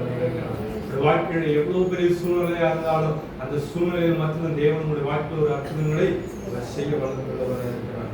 எத்தனை பிரச்சனைகள் மத்தியில் நீங்கள் இருந்தாலும், எவ்வளவு போராட்டங்கள் மத்தியில் இருந்தாலும், பயங்கரமான சூழ்நிலை, எனக்கு வந்த சூழ்நிலை யாருக்கு வரக்கூடாது, இந்த சூழ்நிலையிலிருந்து ஒரு விடுதலைக்கு வழியே கிடையாது, எவ்வளவுதான் என்னுடைய வாழ்க்கை, மரணம் தான் என்னுடைய வழி, ஒரே ஒரு வழி அப்படின்னு நீங்க ஒரு வேளை கலங்கி கண்ணீரோடு நீங்கள் நின்று கொண்டு இருக்கலாம். தேவனுடைய சமூகத்துக்கு வாங்க, அவருடைய சமூகத்தை தேடுங்க. கர்த்தருடைய வாழ்க்கையில் அற்புதங்களை செய்வார். ஹல்லேலூயா. கர்த்தருடைய வாழ்க்கையில் அதிசயங்களை செய்வார். வாசித்த சங்கீதம் 77வது சங்கீதத்தை எடுத்துக்கொள்ளும். ஏற்கனவே வாசித்த ஒரு 3 வசனம் 4 வசனம் வாசித்த 6 முதல் 9 வசனங்களை வாசித்த ஒரே புலம் ஒரே கேள்வி. நம்ம அந்த கேள்விகளை எல்லாம் நிறுத்தும். 10வது வசனத்திலிருந்து 14வது வசனத்தில் வரைக்கும் வாசித்து கேட்போம். எல்லாரும் எடுத்துக்கிறோம், எல்லாரும் சேர்த்து வாசிப்போம். சங்கீதம் 77 10 முதல் 14வது வசனங்கள் சேர்த்து வாசிப்போம். அப்பொழுது நான் இது என் பலவீனம், ஆனால் உன்னதமானவருடைய வலது கரத்திலுள்ள வருஷங்களை நினைவு கூறுவேன், கர்த்தருடைய செயல்களை நினைவு கூறுவேன், என்னுடைய பூர்வ காலத்து அதிசயங்களே நினைவு கூறுவேன், உன்னுடைய கிரியைகளை எல்லாம் தியானித்து உன்னுடைய செயல்களை யோசிப்பேன். தேவனே, உமது வழி பரிசுத்த ஸ்தலத்தில் இருந்து உன்னுடைய தேவனை போல பெரிய தேவன் யார்? அதிசயங்களை செய்கிற தேவன் நீரே, ஜனங்களுக்குள்ளே உடைய வல்லமை விளங்க பண்ணி. ஆமென். தேவனுக்குள்ள யாரு? தேவனை போல ஒரு பெரியவர் யாருமே கிடையாது. அதிசயங்களை செய்கிற நம்முடைய தேவனை போல ஒருத்தரும் இல்லை. நீங்க முடியாதுன்னு நினைச்சீங்க அப்படின்னா ஆண்டவர் என்ன செய்வாரு? ஆண்டவர் சொல்லுவார் முடியும். என்கிட்ட ஒண்ணுமே இல்லை நீங்க நினைக்கிறீங்க அப்படின்னா உங்கள்கிட்ட எல்லாமே இருக்குது அப்படின்னு சொல்லுவார். எங்கிட்ட பலமே இல்லை அப்படின்னு நீங்க சொன்னீங்கன்னா ஆண்டவர் என்ன சொல்லுவார் தெரியுமா? பராக்கிரமசாலி கர்த்தர் உங்களோடு கூட இருக்கிறார். ஆமென். இங்க நான் என்னால நடக்கவே முடியலன்னு நீங்க பலவீனமா இருக்கிறேன்னு சொல்லலாம். ஆனா ஆண்டவர் உங்களை எப்படி பாக்குறாரு? ஆனா மத்தவங்க சொல்லலாம் நொண்டி நொண்டி நடக்கிறான் பாரு அப்படின்னு சொல்லலாம். ஆண்டவர் என்ன எப்படி சொல்றாரு? பராக்கிரமசாலி. ஆமென். பக்கத்துல இருக்கிறவங்க கரங்களை பிடித்து சொல்லுங்க, பராக்கிரமசாலி கர்த்தர் உங்களோடு கூட இருக்கிறார். பராக்கிரமசாலி கர்த்தர் உங்களோடு கூட இருக்கிறார். எத்தனை பேர் விசுவாசிக்கிறீங்க? நான் பராக்கிரமசாலி, கர்த்தர் என்னோடு கூட இருக்கிறார். ஒருவேளை நான் சிறைச்சாலையில இருக்கலாம், ஆனா கர்த்தர் எங்கூட தான் இருக்கிறார். ஒருவேளை நான் நோய்வாய்ப்பட்டு இருக்கலாம், என் தேவன் என்னோடு கூட இருக்கிறார். எனக்கு மருந்து கொடுக்கிற தெய்வம் இயேசு என்னோடு கூட இருக்கிறார். அவரே எனக்கு பரிகாரியா இருக்கிறார். ஆமென். உங்களோட வாழ்க்கையில என்ன பிரச்சனை நீங்க சந்திச்சீங்கனாலும், என்ன போராட்டங்கள் வந்தாலும், நீங்க செய்ய வேண்டியது ஒண்ணே ஒண்ணுதான். தேவனுடைய சமூகத்துல போய் கேள்வி கேட்காதீங்க, புலம்பாதீங்க. நான் என்ன செய்ய சித்தமாய். இந்த பிரச்சனைக்கு காரணம் என்ன? அதை நம்ம என்ன செய்யணும்? நான் எந்த இடத்துல எல்லாம் தப்பு செய்யறேன், நான் என்னென்னலாம் பாவம் செஞ்சேன், இந்த பிரச்சனைக்கு எனக்கு என்ன சம்பந்தம் இருக்கு, யோசிக்கும், அலசி ஆராயணும். 77வது சங்கீதத்தில் அருமையா தெளிவா சொல்றது. அதெல்லாம் நம்ம என்ன செய்யணுமா? ஆராய்ச்சி செய்யணும். ஆமென். எல்லாம் என்ன செய்யணுமா? ஆராய்ச்சி செய்யணும். உன்னதமானவருடைய வலது கரத்தில் உள்ள வருஷங்களை நினைவு கூறுவேன், கர்த்தருடைய செயல்களை நினைவு கூறுவேன், உங்களுடைய பூர்வ காலத்து அதிசயங்களை நினைவு கூறுவேன். இன்னைக்கு நிறைய காரியங்கள் எல்லாம் என்ன செஞ்சிருக்கோம்? நினைவு கூர்ந்திருக்கிறோம். உங்களுடைய வாழ்க்கையில் அநேக அற்புதங்களை ஆண்டவர் செய்திருக்கிறார். இதே மாதிரி பிரச்சனை உங்களுடைய வாழ்க்கையில் வந்திருக்குதா வரலையா? வந்திருக்கும். யோசிச்சு பாருங்க, வந்திருக்கு. அந்த பிரச்சனையில ஆண்டவர் தான் என்ன செஞ்சிருப்பாரு? வழி திறந்து கொடுத்திருப்பார். சூழ்நிலை உங்களுக்காக ஆட்சி கொடுத்திருப்பார். அந்த பிரச்சனையிலிருந்து ஒரு விடுதலை கொடுப்பார். அதெல்லாம் யோசிங்க. பிரச்சனைகளை யோசிக்காதீங்க. கடந்த காலங்களில் நடந்த காரியங்கள் எல்லாவற்றையும் நீங்க என்ன செய்யுங்க? அதை ஆராய்ந்து பாருங்க, யோசித்து பாருங்க. கர்த்தர் இந்த நாளில் அற்புதங்களை செய்வார், அவர் அதிசயங்களை செய்வார். அவரால் செய்யக்கூடாத அதிசயமான காரியம் அவர் சொல்ல ஆகும், அவர் கட்டளை இருக்கும். 38 வருஷம் வியாதியா இருக்கலாம், ஒரே ஒரு வார்த்தை, எழுந்து நட, உன் வியாதி நீங்கி சுகமா இரு. எப்பாத்தா ஆண்டவர் சொல்லுகிறதெல்லாம் என்னது? ஒரு வார்த்தை. ரொம்பலாம் என்ன மாட்டோம், என்ன செய்ய மாட்டாரு? 1 மணி நேரம் மெசேஜ்ல என்ன செய்ய மாட்டாரு? கொடுக்க மாட்டாரு. நான் தான் நிறைய பேசியிருக்கேன். அவரே எப்படி கொடுப்பாரு? ஒரு வார்த்தை தான். அந்த வார்த்தையில பவர் உண்டு. ஆமென். அந்த வார்த்தையில விடுதலை உண்டு. அந்த வார்த்தையில வல்லமை உண்டு. என் வார்த்தை ஒன்றும் வெறுமையாய் திரும்புவாது, அது ஆவியாயும் ஜீவனமாய் இருக்கிறது, அது உயிர்ப்பிக்கிறதா இருக்கிறது. ஆதியிலே வார்த்தை இருந்தது, அந்த வார்த்தை தேவனிடத்தில் இருந்தது, அந்த வார்த்தை தேவனாய். ஆமென். வார்த்தை எப்படி இருந்தது? அந்த வார்த்தை உங்ககிட்ட இருந்துச்சுன்னா அந்த தேவன் உங்ககிட்ட இருக்கிறார். ஆமென். தேவன் எப்படிப்பட்டவர்? வார்த்தையின் வடிவமா இருந்தவர். அந்த வார்த்தை எப்படின்னு கீழே இருக்கிற வசனத்துல வாசிச்சோம்னு சொன்னார். அந்த வார்த்தையானது மாம்சம். என்னது? அது என்ன மாம்சம்? அது நம்முடைய ஒரே பேரான குமாரனுடைய சாயலா இருந்ததுன்னு சொல்லி நம்ம பார்க்கணும். அந்த வார்த்தையை தேவன் நமக்கு கொடுத்திருக்கிறார். நம்முடைய வார்த்தையை அனுப்பி தேவன் உங்களை என்ன செய்வார்? சுகத்தை கொடுப்பார். இந்த வாழ்க்கையில இருக்கிற பிரச்சனை ஒரே ஒரு நிமிஷம் தான் என்ன செய்வாரு? தலைகீழ மாற்றிடுவார். இந்த ஜெயில இருந்து என்னால வெளியே வர முடியாது நீங்க நினைச்சிருக்கலாம். ஜெயிலுடைய அஸ்திபாரமே என்ன செய்யும்? அசையும். ஆனா அவர் என்ன செய்யல? அஸ்திபாரம் அசைஞ்சிருச்சு. ஜெயில தான் ஒரு திறந்து போச்சுன்னு என்ன செய்யல? ஓடல. அங்க ஒருத்தன் என்ன செய்யணும்? ரட்சிக்கப்பட வேண்டும். அங்க ஒருத்தன் ஞானஸ்நானம் எடுக்க வேண்டும். ஒருத்தனுடைய குடும்பமா ரட்சிக்கப்பட வேண்டும். நடுராத்திரி எங்கேயாச்சும் ஞானஸ்நானம் கொடுப்பாங்களா? கொடுப்பாரு. இவர் பவுல் என்ன பண்ணுவாரு? கொடுப்பாரு. நடுராத்திரி என்ன பண்ணாரு? நம்மள என்ன செய்வோம்? நீங்க இனிமேல் சர்ச்சுக்கு வந்துருங்க, நீங்க ஒழுங்கா தெரிஞ்சுட்டீங்களேன்னு தான் பார்த்துட்டு தான் பொறுமையை நாங்க என்ன செய்வோம்? ஞானஸ்நானம் கொடுப்போம். ஆனா அவர் அப்படியெல்லாம் இல்லை. திறந்துட்டான் அப்படிங்கிற வார்த்தையில வெளிப்பட்டது. அவருடைய கண்களில் இருந்து கண்ணீர் வெளிப்பட்டது. அன்னைக்கே அவனுடைய இருதயத்தை தேவனுடைய சமூகத்தில் ஒப்பு கொடுத்தா நடுராத்திரியே என்ன செஞ்சாங்க? ஞானஸ்தானம் கொடுத்தாங்க. அவனோட வீட்டில் இருக்கிற அத்தனை பேர் என்ன செஞ்சாங்க? ஒரே நாளில் ரட்சிக்கப்பட்டாங்க. ரட்சிக்கப்படுவதற்காக ஆண்டவர் சிறைச்சாலையை அஸ்திபாரத்தை அசையப்பட்டார். ஆமென். நீ விடுதலை உன்னை விடுதலை செய்யணுங்கிறத விட அங்க ஒருத்தரை ரட்சிக்கணுங்கிறதுக்காக ஆண்டவர் என்ன செய்திருக்கிறார்? அஸ்திபாரத்தை அசைய பண்ணியிருக்கிறார். ஒவ்வொரு காரியங்களுக்கும் தேவன் ஒரு காரணத்தை வைத்திருப்பார். தேவனுடைய சமூகத்தில் விசாரிங்க யாரும் எழுந்திருக்கும். எல்லாரும் கண்களுக்கு கூட தேவனுடைய சமூகத்திற்கு கொடுப்போம். உங்களுடைய வாழ்க்கையில நடக்கிற எல்லா காரியங்களுக்கும் நீங்க தான் பொறுப்பு அப்படின்னு சொல்லி தேவனுடைய சமூகத்தில் ஒப்பு கொடுப்போம். அது நல்லது நடந்தாலும் அது தேவனுடைய சித்தம், அது கெட்டதா நடந்தாலும் தேவனுடைய சித்தம். வேலை யோசிப்பு போல நீங்க சிறைச்சாலையில் இருந்தாலும் அது தேவனுடைய சித்தம். ஏனென்று சொன்னால் சிறைச்சாலையில் இருக்கிற உன்னை தேவன் அரண்மனையில கொண்டு வந்து உட்கார வைக்க தேவன் விருப்பமா இருக்கிறார். அவர் தேவன் ஒரு தரிசனத்தை உனக்கு கொடுத்திருக்கிறார். அந்த தரிசனத்தை நிறைவேற்ற தேவன் விருப்பம் உள்ளவராக இருக்கிறார். அந்த தரிசனம் நிறைவேற்றப்படும்படியாக அது வரைக்கும் தேவன் உருவாக்கும்படியாக, சோதனை நிமித்தத்தில் உருவாக்கும்படியாக, உபத்திரவத்தின் குகையிலே தேவன் நம்மை தெரிந்தெடுத்துக் கொண்டிருக்கிறார். பாடுகளின் மத்தியிலே தேவன் நம்மை தெரிந்தெடுத்துக் கொண்டிருக்கிறார். பிரச்சனைகளின் மத்தியிலே தேவன் நம்மை தெரிந்தெடுத்துக் கொண்டிருக்கிறார். பரலோக ராஜ்யத்தை கட்ட வேண்டும் என்று சொல்லி தேவன் விரும்புகிறார். உங்களை வைத்து தேவன் பரலோக ராஜ்யத்தை தேவன் கட்ட விருப்பமா இருக்கிறார். ஆனால் அதற்கு சாதாரண காரியம் அல்ல. அதற்காக நீங்கள் நாமத்தின் நிமித்தமாக எவ்வளவா விரும்பப்பட வேண்டும் என்பதை நாம் அறிய வேண்டும். எவ்வளவு பிரச்சனைகளை போராட்டங்களை நாம் சந்திக்க வேண்டும். அவருடைய நாமத்தின் நிமித்தம் எல்லாராலும் பகைக்கப்படலாம். அவருடைய நாமத்தின் நிமித்தம் எல்லாராலும் வெறுத்து ஒதுக்கப்படலாம். ஆனாலும் தேவன் நம்மை வெறுத்து ஒதுக்குகிற தெய்வம் அல்ல. ஒரு நாள் உங்களை விட்டு கைவிடுகிற தெய்வம் அல்ல. உங்களை விட்டு தூரம் போகிற தெய்வம் அல்ல. ஒரு நாள் உங்களை விட்டு விலகுகிற தெய்வம் அல்ல. ஒவ்வொரு நாளும் நீ பயப்படாதே, நான் உனக்கு துணை நிற்கிறேன், நீ திகையாதே, நான் உன் தேவன், நான் உன் வலது கரத்தை பிடித்து நீதியின் வலது கரத்தினால் நான் உன்னை தாங்குவேன். ஒவ்வொரு நாளும் தேவன் வழி நடத்துகிறது. ஒரு நாளும் நம்மை கைவிடுகிற தெய்வம் அல்ல. நம்மை தூக்கி சுமந்து வழி நடத்துகிற தெய்வம். தேவனுடைய சமூகத்தில் ஒப்பு கொடுப்போமா? என்னுடைய வாழ்க்கை உடைய கரங்கள் ஒப்பு கொடுக்கிறியா? என்னுடைய வாழ்க்கையுடைய கரங்கள் ஒப்பு கொடுக்கிறேன். அது நல்லது நடந்தாலும் உங்களுடைய சித்தம், கெட்டது நடந்தாலும் உங்களுடைய சித்தம். அப்பா, இழப்புகளின் மத்தியில் அது உங்களுடைய சித்தம் தகப்பனே. எல்லாவற்றுக்கும் காரணம் நீங்க தான் தகப்பனே. என்னுடைய வாழ்க்கையில என்ன நடந்தாலும் உங்களுடைய சித்தம் அனுப்புறே. உங்களுடைய சித்தம் இல்லாம தலையில இருக்கிற ஒரு முடி கூட கீழே விழுகாது என்று நான் விசுவாசிக்கிறேன். எல்லாரும் சொல்லுவோமா? உங்களுடைய சித்தம் இல்லாம, உங்களுடைய சித்தம் இல்லாம என்னுடைய தலையில இருக்கிற ஒரு முடி கூட கீழே விழுகாதையா? அப்ப எல்லாவற்றையும் நீர் எண்ணி வைத்திருக்கிறேன். அதெல்லாம் உங்களுடைய கணக்குல வைத்திருக்கிறேன். உங்களுடைய கண்ணில இருந்து ஒரு கண்ணீர் வருகிறது என்று சொன்னார், ஒரு சொட்டு கண்ணீர் வருகிறது என்று சொன்னார். உங்களுடைய சித்தம் எல்லாம் இல்லாமல் அல்ல. அந்த கண்ணீர் வீணாய் போவது அல்ல. அந்த கண்ணீரை நீ வீணாய் விடுவது அல்ல. அவைகளுடைய துருத்திரை நீ வைத்திருக்கிறேன் என்றவரே. அந்த கண்ணீரை துருத்திரை நீ வைத்திருக்கிறேன் என்றவரே. உனக்கு நான் நன்றி சொல்கிறேன். என்னுடைய சரீரத்திலிருந்து ஒரு சொட்டு ரத்தம் தரையில சிந்துகிறது என்று சொன்னார். அதாண்டவர் உங்களுடைய சித்தம் இல்லாமல் இல்லை. உங்களுடைய சித்தம் இல்லாமல் சரீரத்திலிருந்து ஒரு சொட்டு ரத்த கீழே சிந்துவதில்லை.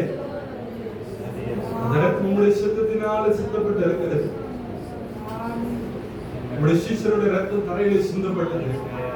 ஒருவர் விடாம எல்லாரும் ரத்த சாட்சியாக மரித்தார்கள். வெவ்வேறு காலகட்டங்களில் மரித்திருந்தாலும் எல்லாரும் ரத்த சாட்சியாக மரித்தார்கள். இதே போல ஒருவேளை என்னோட வாழ்க்கையிலோ நாங்கள் உமக்கு இந்த ரத்த சாட்சியாக மரிக்க வேண்டும் என்று சொல்லி நீ சுத்தமா இருந்தால் எங்களை உமக்கு ஒப்பு கொடுக்கிறையா? என்னோட வாழ்க்கையில எங்களை உமக்கு ஒப்பு கொடுக்கிறோம். உங்களுடைய பரலோக ராஜ்யத்தை கட்டி எழுப்பும்படியாக, அப்பா உங்களுடைய தேவ ராஜ்யம் இந்திய தேசத்துல கட்டி எழுப்பப்படும்படியாக எல்லாரும் தேவனுடைய சமூகத்தில் ஒப்பு கொடுப்போமா? என்னை நான் உங்களுடைய கரங்கள் ஒப்பு கொடுக்கிறையா? நான் வெறும் மண்ணான மனிதன் ஆண்டவரே, நான் மண்ணான மனிதன் ஆண்டவரே, பலவீனமான மண்பாண்டம் ஆண்டவரே. என்னுடைய சுய பலத்தினால் அல்ல ஆண்டவரே, என்னுடைய பணபலத்தினால் அல்ல, உடைய கிருபையினால் இருப்பட்டே நீர் என்னை நடத்தி வந்திருக்கிறேன். இனிமேல் உடைய கிருபையினால் நீ நடத்துவீராக. உடைய பலத்தினால் ஒவ்வொரு நாளும் நாங்கள் நடக்கும்படியாக, ஒவ்வொரு நாளும் காலையோடு உடைய சரங்களை நீர் பலப்படுத்துவீராக. காலையோடு புதிய கிருபைகளை கொடுப்பீராக. ஒவ்வொரு நாளும் உடைய புதிய கிருபையினால் உடைய பிள்ளைகளை நிரப்பும்படியாக வச்சிருக்கிறோம். உடைய புதிய வரங்களை, வளங்களை, கிருபைகளை நிறைவாய் கொடுத்து பிள்ளைகளே அவருடைய சத்தியத்தை பாதையில் எடுத்து நடத்திட முடியாத நன்றி செலுத்துகிறோம். எந்த தீமை துக்கப்படுத்தாது விளைக்கும் எல்லா தீமைகளுக்கு விலைக்கு வரைத்து பாதுகாத்துக் கொள்ளுங்க. அப்பாவுடைய ஓங்கிய புயத்தினால் உடைய பலத்த காலத்தினால நீங்க வழி நடத்துங்க. இஸ்ரவேல் ஜனங்களை 40 வருஷம் நடத்தி வந்து ஆண்டவரே அநேக பிரச்சனைகளை கண்டார்கள். அநேக ஆண்டவரே போராட்டங்களில் பாடுகளையும் உபத்திரவங்களை கண்டார்கள் ஆண்டவரே. ஆண்டவரே மனாந்தரத்தில் அவர்களை போஷித்திரையா, ஒண்ணுமில்லாத ஒரு சூழ்நிலையில் அவர்களுக்கு எல்லாவற்றையும் கொடுத்து ஆண்டவரே. உடைய பிள்ளைகளுக்கு ஆண்டவர் ஒரு நன்மை குறைபடாதபடிக்கு நன்மையான திருப்திப்படுத்தி ஆசீர்வதிங்க. நண்பன் கரங்களை ஒப்பு கொடுக்கிறோம். பிறகு நாங்கள் சிறுகளை காத்துறோம் ஆண்டவரே. உடைய சித்தத்தை மாத்திரம் நிறைவேற்றுங்க. துதிகளை மகிமையெல்லாம் சுமைக்கே நாங்கள் எடுக்கிறோம். இயேசு நாமத்தில் ஜெபிக்கிறோம் நல்ல பிதாவே. என் ஆத்துமாவே கர்த்தரை ஸ்தோத்திரி.